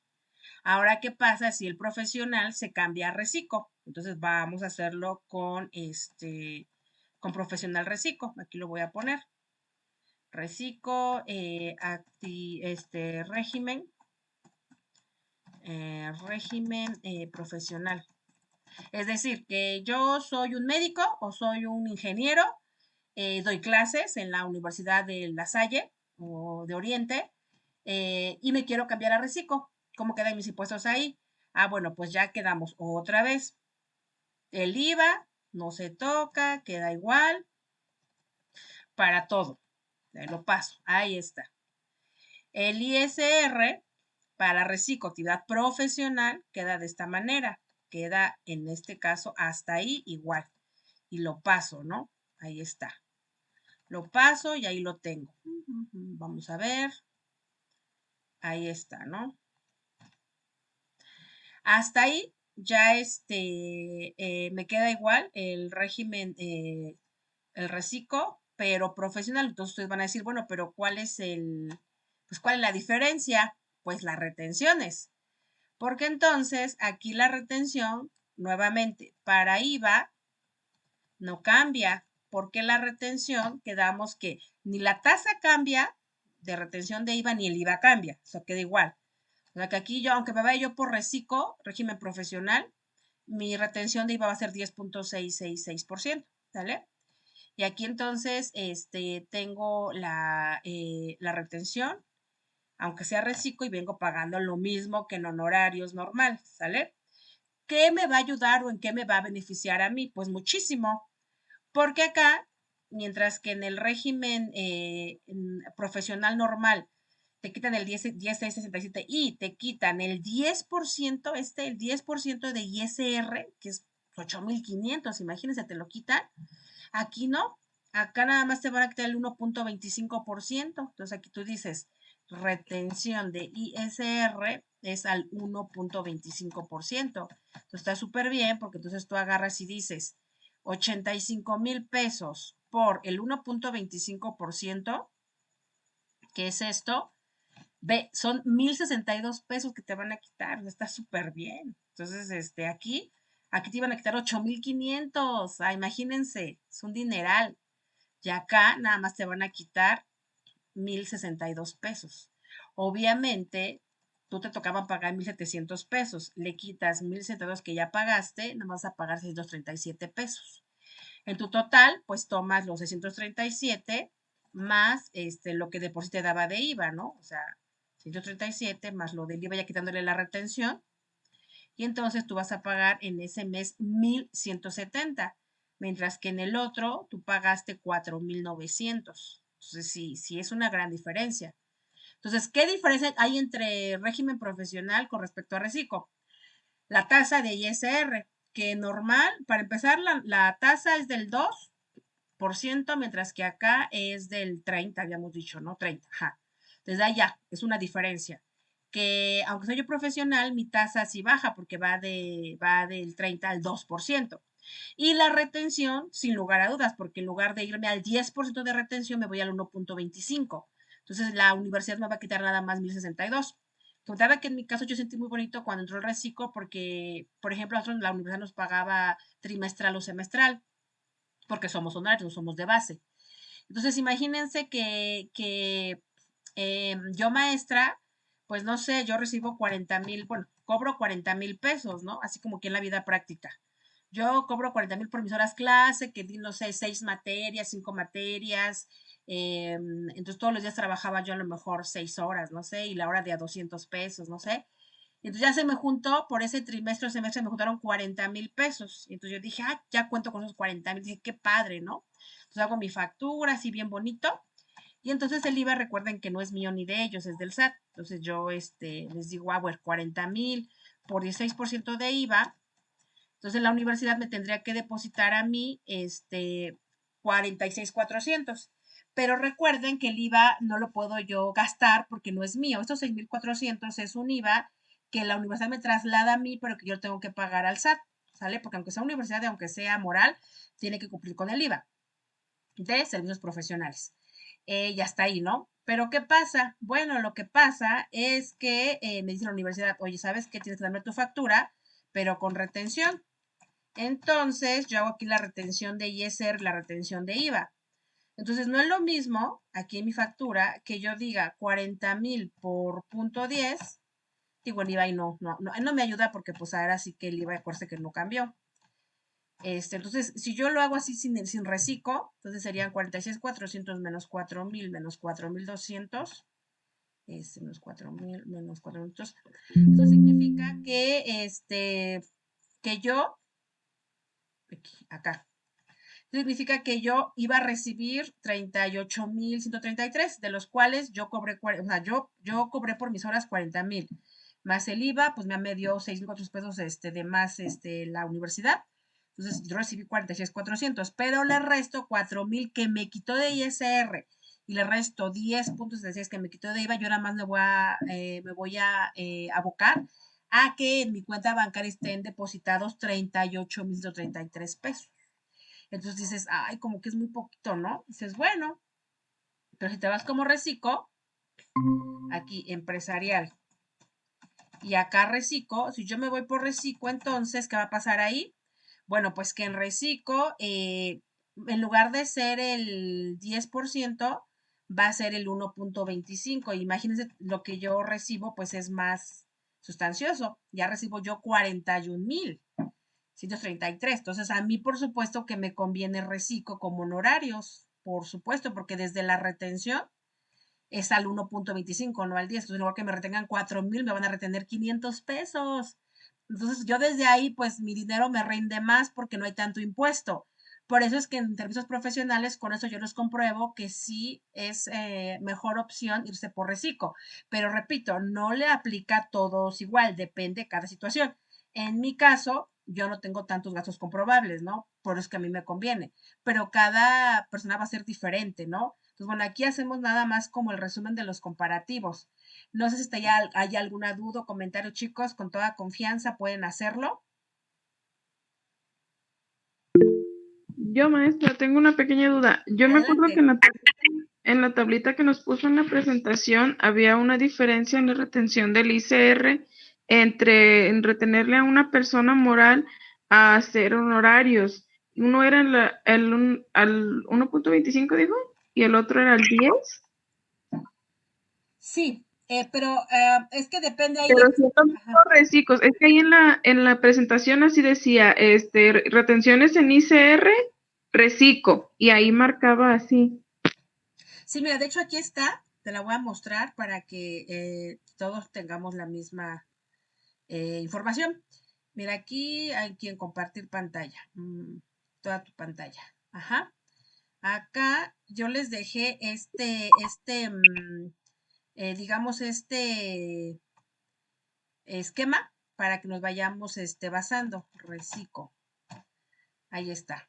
Entonces, vamos a ver. Ajá, acá, digo aquí porque es otro color, pero es la misma. Acá, vean. La primera tabla es esta, es la del impuesto normal, o sea, la que sacamos normal los impuestos. La de retenciones, les dejé esta. Ay, déjenme ver si viene acá. Sí, es esta. No sé si la puedes visualizar, Adelaida. Sí, sí, lo estoy viendo. Ajá. Entonces, ¿aquí qué significa? Que si tú te vas por honorarios, tu tasa de ISR es del 10 y de IVA 10. El IVA pues, ni me meto, ni no va a cambiar, ese no me meto en ISR.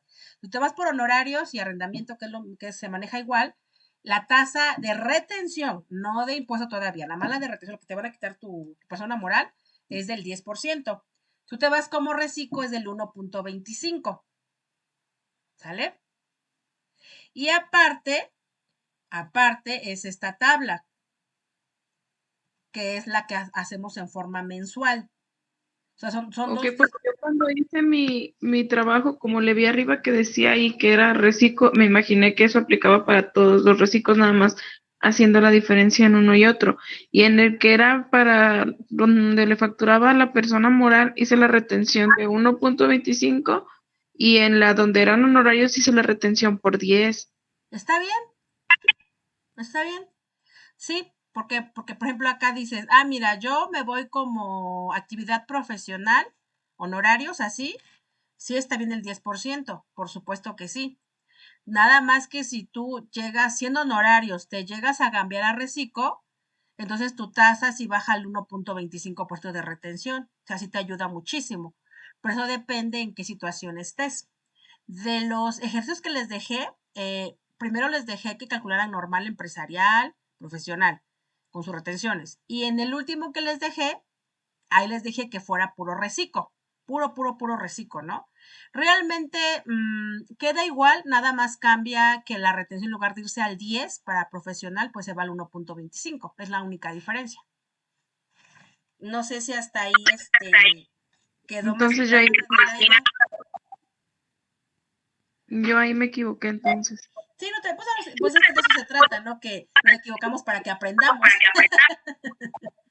Si no, no aprendemos, ¿verdad? Sí, pues comentaba que yo la verdad, en lo personal, yo no veo que sea complicado el cálculo. Más bien lo que yo noto es que ahora que juntamos todo, ahora sí que de chile, de mora y de dulce, pues es cuando decimos, ay, ¿y cómo era la retención? Y ahora que tiene que ver el reciclo con profesional, y pues no era profesional primero. Entonces, recuerden que acá yo les comentaba, bueno, aquí les dejo, ya saben, la de retenciones, cómo funciona, ¿no? Como que de física a física no aplica, moral a moral no aplica, nada más aplica de física a moral. Entonces, yo les comentaba acá, ¿no? Que acá, en esta parte, que la empresarial, la profesional, el régimen, pues, que les hagan esa actividad, y el arrendamiento, que es la renta de casas, ellos pueden cambiarse a reciclo. O sea, no deben, pueden. Entonces, el supuesto que yo hice, que es el supuesto que yo hice, que está acá, en nuestro Excel, acá, en este que yo hice, estamos en el supuesto que esta persona profesional, que es Ernesto, opta por cambiarse a reciclo. ¿Por qué? Porque le conviene más. En IVA no se toca nada, pero en ISR sí. O sea, ¿qué está pasando? Bueno, pues que tienes 85,000 pesos por el 2% normal, que es la tabla normal, le resta el 1.25, que es la de retención, que la retención nunca cambia. La que sí cambia es la del 2%. Esta sí va a cambiar, que depende de sus ingresos, ¿no? Esta Sí, sí, eso varía. esta sí va a variar, es así, dependiendo. Pero la de ISR, perdón, la retención esta de ISR, esta no va a cambiar nunca, queda fija, 1.25. Siempre, siempre, siempre, siempre, siempre. Va a quedar igual. Así como. Es que eso era lo que tenía duda, porque yo en lo particular, en donde yo trabajo, pues yo no me meto a hacer yo las facturas, yo no hago Ajá, las retenciones ni nada. ¿ok? Yo solamente registro y hago cálculos de impuestos con la información ya dada, o sea, ya no me meto en esas cosas. No sé cuánto es la retención, de Ok. cuáles son los porcentajes. Sí conozco que tienen retenciones de IVA, ICR, IEPS, dependiendo cada Sí, cada giro, actividad. pero no sé cuál es el porcentaje. También conozco que tienen reducciones en Ok. el ICR algunos, pero tampoco conozco en qué se basa esa reducción y sí he visto que muchos varía, hay desde el 20 hasta el 80%. Así es. Pero esa reducción se me hace que es del RIF, del régimen de incorporación fiscal. Sí, creo que sí, va a ser de incorporación fiscal, porque yo tengo muchos clientes de incorporación fiscal. Ok. Yo hago incorporación fiscal, actividad empresarial, reciclo y solamente me ha tocado hacer una o dos veces una del régimen general de ley. Ok, Así que ok. Muy bien. nos tienen dividido el trabajo ahí. Estamos varios chicos y nos dice, a ver, tú te vas a enfocar en ellos, tú en ellos y tú en ellos y cada quien tiene su área. Claro. No, pero no importa, ya estás, ahorita ya estás, conociendo. Mira, aquí está el RIF, te lo voy a poner a propósito para que también todos lo conozcan. No me quiero meter mucho en RIF porque ya no es vigente, pero bueno, para que todavía, como en tu caso, que lo están llevando, aquí está la tablita del RIF. Mira, aquí está, es esta. En la reducción, esta tabla pues no las dan en la ley, está en la ley del ISR todavía, si buscan en la del 2021, pues todavía va a aparecer. En el 2022 ya no va a aparecer en el 2023. Entonces, aquí está la reducción. En el primer año, ellos al 100% se les reduce. O sea, ellos no pagan ISR el primer año, pues. En el año 2, la reducción es del 90%, por lo tanto, nada más pagan 10%. En el año 3, tienen la reducción del 80%, por lo tanto, nada más pagan 20% de su ISR.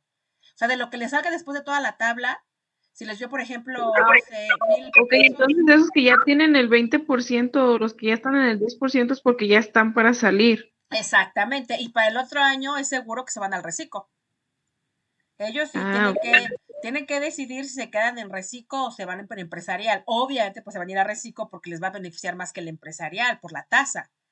Pero esa es la reducción. De modo que cuando lleguen al año 10 que a lo mejor si estamos en 2023, ya en el año 10, pues nada más va a durar ahora sí que el beneficio 2023 porque 2024, aunque ellos no lo hagan, por automático el sistema los va a mandar a empresarial o a reciclo. ¿Por qué? Porque ya se les acabaron sus años de beneficio, que son 10.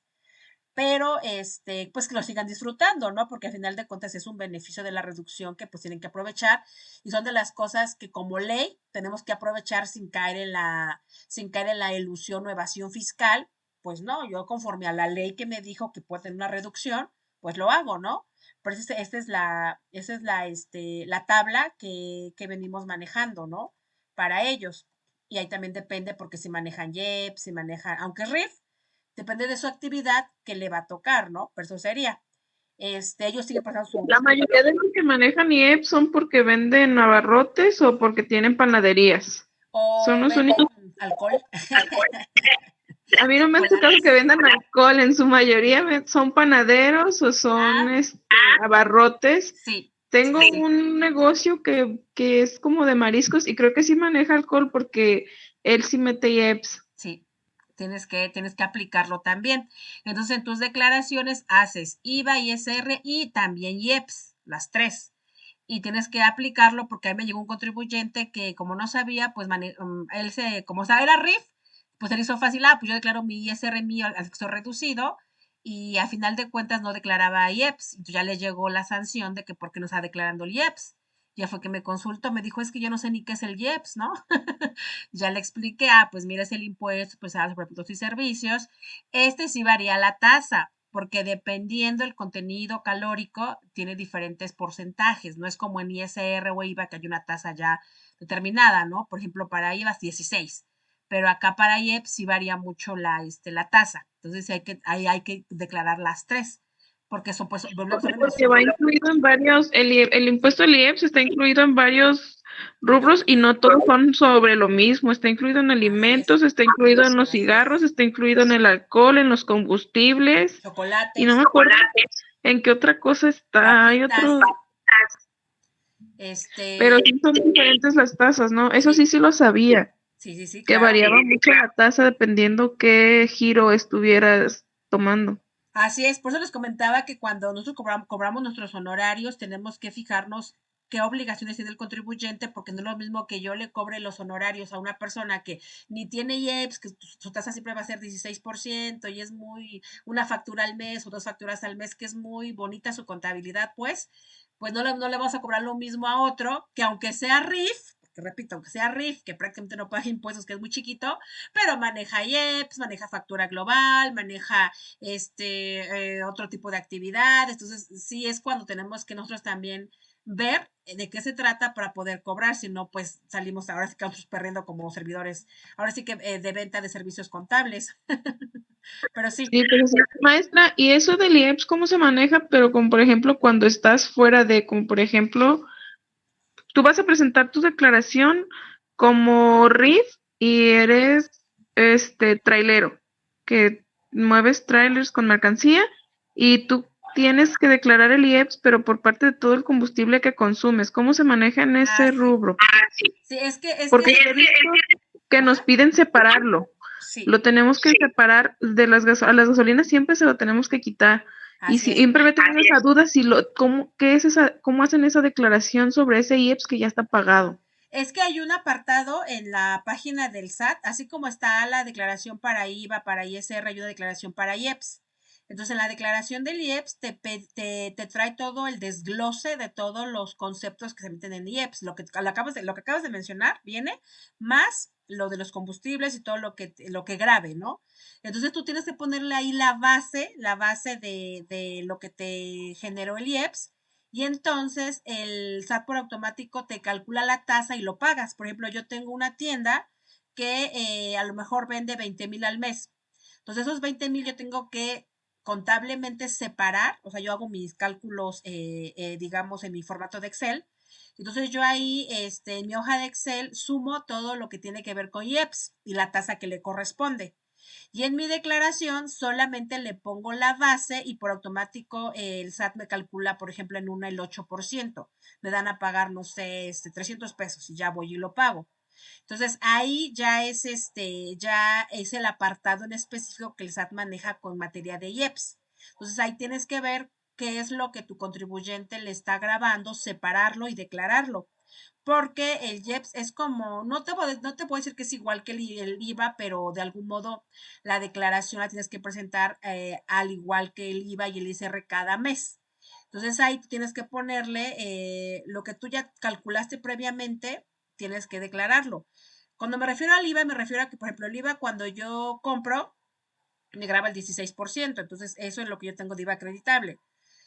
Cuando yo vendo, pues también tengo el IVA causado del 16, por diferencia lo pago, ¿no?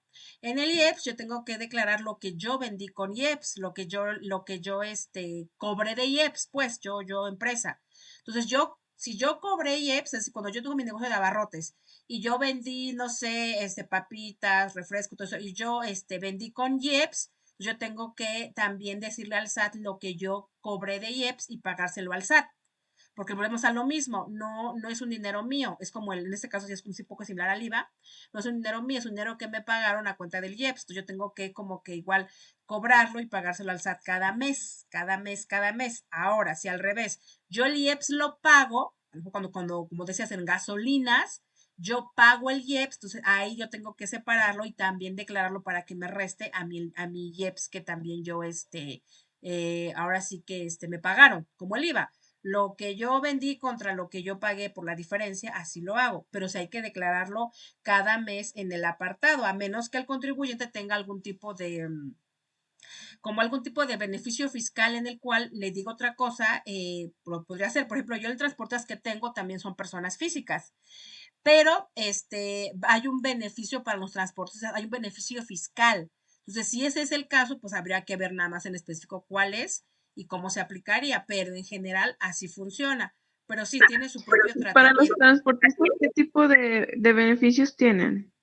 Es que ahí el que yo tengo como es persona física, el mío, a él no le aplica el beneficio, le aplica a las personas morales transportistas. Entonces, la verdad, ya como son estímulos fiscales o beneficios fiscales muy específicos, tendremos nosotros que meternos a ver qué beneficio les dio el SAT cuando hicieron ese trámite. Ya tendrá como que un caso muy particular. Checar ahí Ah, cuál es su beneficio. Pero, maestra, ¿y del IEPS hay devolución así como la del IVA? uh-huh, sí, nada más que tienes que meter todo el papeleo que te pide la autoridad, ¿no? Que la factura esté bien, que el pago esté bien hecho. En ese sentido funciona muy similar al IVA, que te piden estados de cuenta, la facturación para que te hagan esa devolución. Pero yo, por ejemplo, bueno, a mí no me ha tocado, pero he escuchado casos de unos colegas que se dedican a puro IEPS, pues porque por el tipo de giro que tiene su negocio, sí les da mucho beneficio de devolución. Entonces solamente se especializan en hacer trámites, juntar todo lo que la autoridad requiere para esas devoluciones. Pero sí, sí, sí hay, en ese sentido sí hay. Eso no sabía que había devoluciones de IEPS. Sí, es que ahí necesitas meterte mucho como te decía, ¿no? Cada contribuyente tiene un traje a la medida, entonces cada contribuyente hay que estudiarlo para ver qué beneficios fiscales tiene e implementarlos. Y es lo que a nosotros nos ayuda mucho porque le podemos cobrar al contribuyente sobre su devolución o sobre los beneficios que nosotros le demos como contadores. eh, para que nosotros también nos veamos beneficiados con el conocimiento, ¿no? Porque lamentablemente luego como que le damos todo al contribuyente y no nos lo pagan, ¿no? Será, pues ya dentro de su paquete que ahora sí que está incluido. Y cuando ellos lo regresan, no sé, por ejemplo, me tocó un caso que le regresaron de ISR, le regresaron a esta persona, a uno le regresaron 85,000, ellos le regresaron 245,000, así físicas normalitas, pero nunca me dijeron a mí, ten una parte de lo que me regresaron por tu trabajo, por tu conocimiento, no me dijeron nunca. Yo cuando ya fue, después yo dije, ahora por cada devolución que sea exitosa, pues voy a pedir un porcentaje, pues porque también es mi conocimiento como contador, ¿no? Porque hay que estudiarle mucho a cada caso. En tu caso, por ejemplo, del IEPS, que Y es es de que al la, final es meterle mucho tiempo. sí, por ejemplo, en el caso que tú me comentas, sí hay que estudiarse la ley del IEPS, total. O sea, yo la del IVA y la del ISR, pues tengo que estudiarla por mi propio trabajo.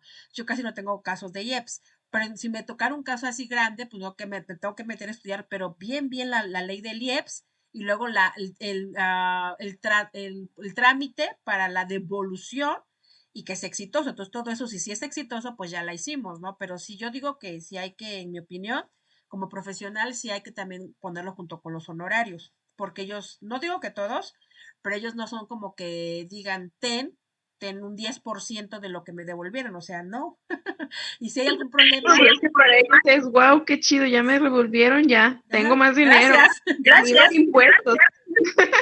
Pero si es pero ve, el caso contrario, si no hay éxito, no, pues el contador ni supo, pues entonces ¿para qué está? Ya ni le voy a pagar. Es bien malo ese contador, no vayan con él. Es a lo que voy. Si algo sale mal, no, ay, sí, el contador existe. Y cuando es exitoso, pues será su trabajo. Entonces, yo la verdad ya también como que le digo, te hago tu devolución, pero si hay éxito, pues va a ser tanto.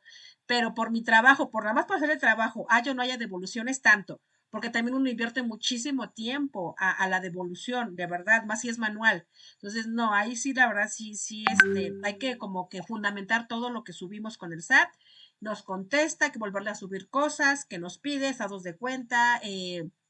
A mí me pasó el caso de las nóminas, de la ISR, pero de declaración anual personas físicas, que me pedían las nóminas de todo el año, y hay juntas de todas las nóminas del año, haz la relación en Excel, mete todos los estados de cuenta, señala con plumón amarillo y escanealo, hay que usar la forma para que el SAT vea que todo tu estado de cuenta es lo que te cayó por depósitos por nómina. Entonces, sí es una de información que es chamba, ¿no?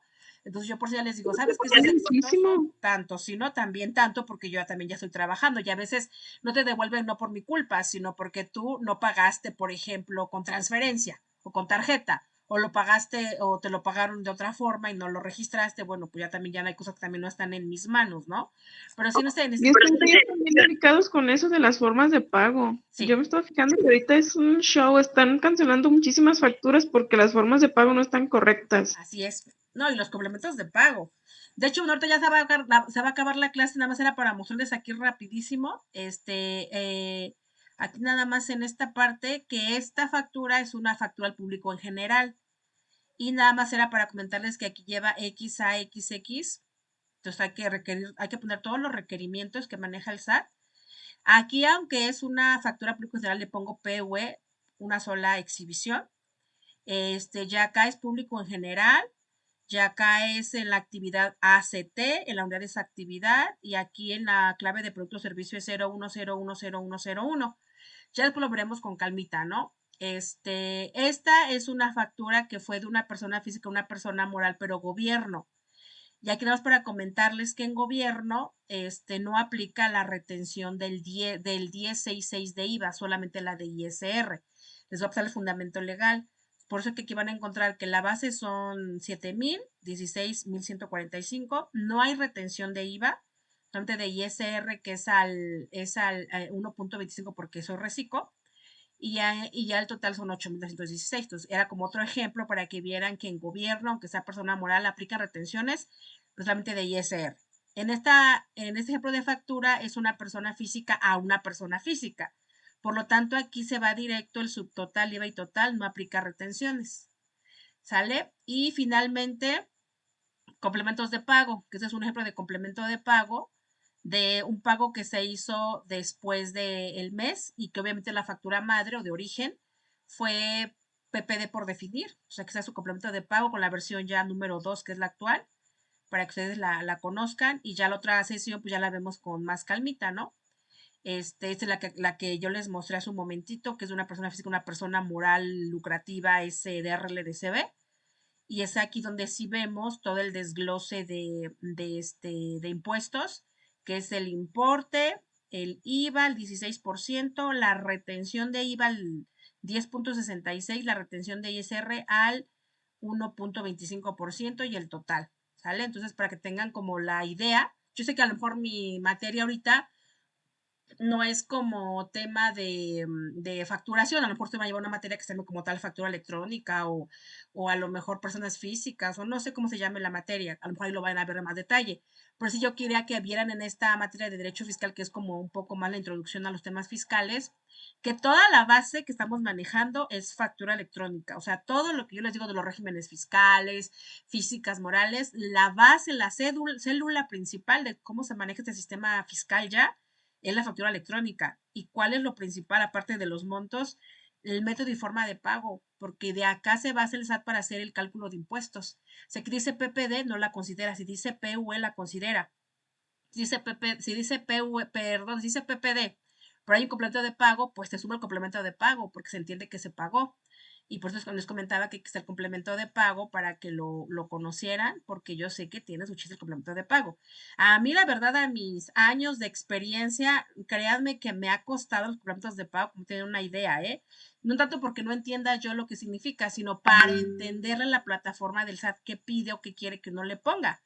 Entonces, más que nada es eso, y aquí es un complemento de pago para que lo vayan como que familiarizándose por ser la primera vez que ustedes tienen como este tipo de facturas que no habían hecho. Ya acá obviamente en el tipo de Ese del factura, complemento de pago es parecido al que emiten cuando de nómina, ¿no? Cuando te están pagando nóminas. sí, es que en nómina, como también ya es una factura electrónica, pues todo se va a aparecer, nada más que va a cambiar acá, pues el tipo que dice tipo de CFDI pago. Cuando aquí me dice pago, yo entiendo que es un complemento de pago. Ahí está la opción en grande. A diferencia de la otra, aquí dice tipo, pues aquí efecto de comprobante, perdón, acá, efecto de comprobante pago. O sea, el tipo de CFDI es pago. Si yo me voy a esta, la otra que les había mostrado, aquí dice efecto de CFDI, es decir, tipo de CFDI, o sea, ¿qué tipo de factura es? Pues ingreso. Aquí va a decir también nómina o traslado, o porque es ingreso o egreso, ¿no? Ingreso, egreso, traslado, nómina y pago. Son los 5 tipos de CFDI. Entonces, esta es la base para calcular los impuestos en lo que hemos visto en los regímenes fiscales. Entonces, hasta acá me quedaría, chicos. Cualquier cosa, pues lo vemos la otra semana. Pueden escribirme sus dudas también por WhatsApp.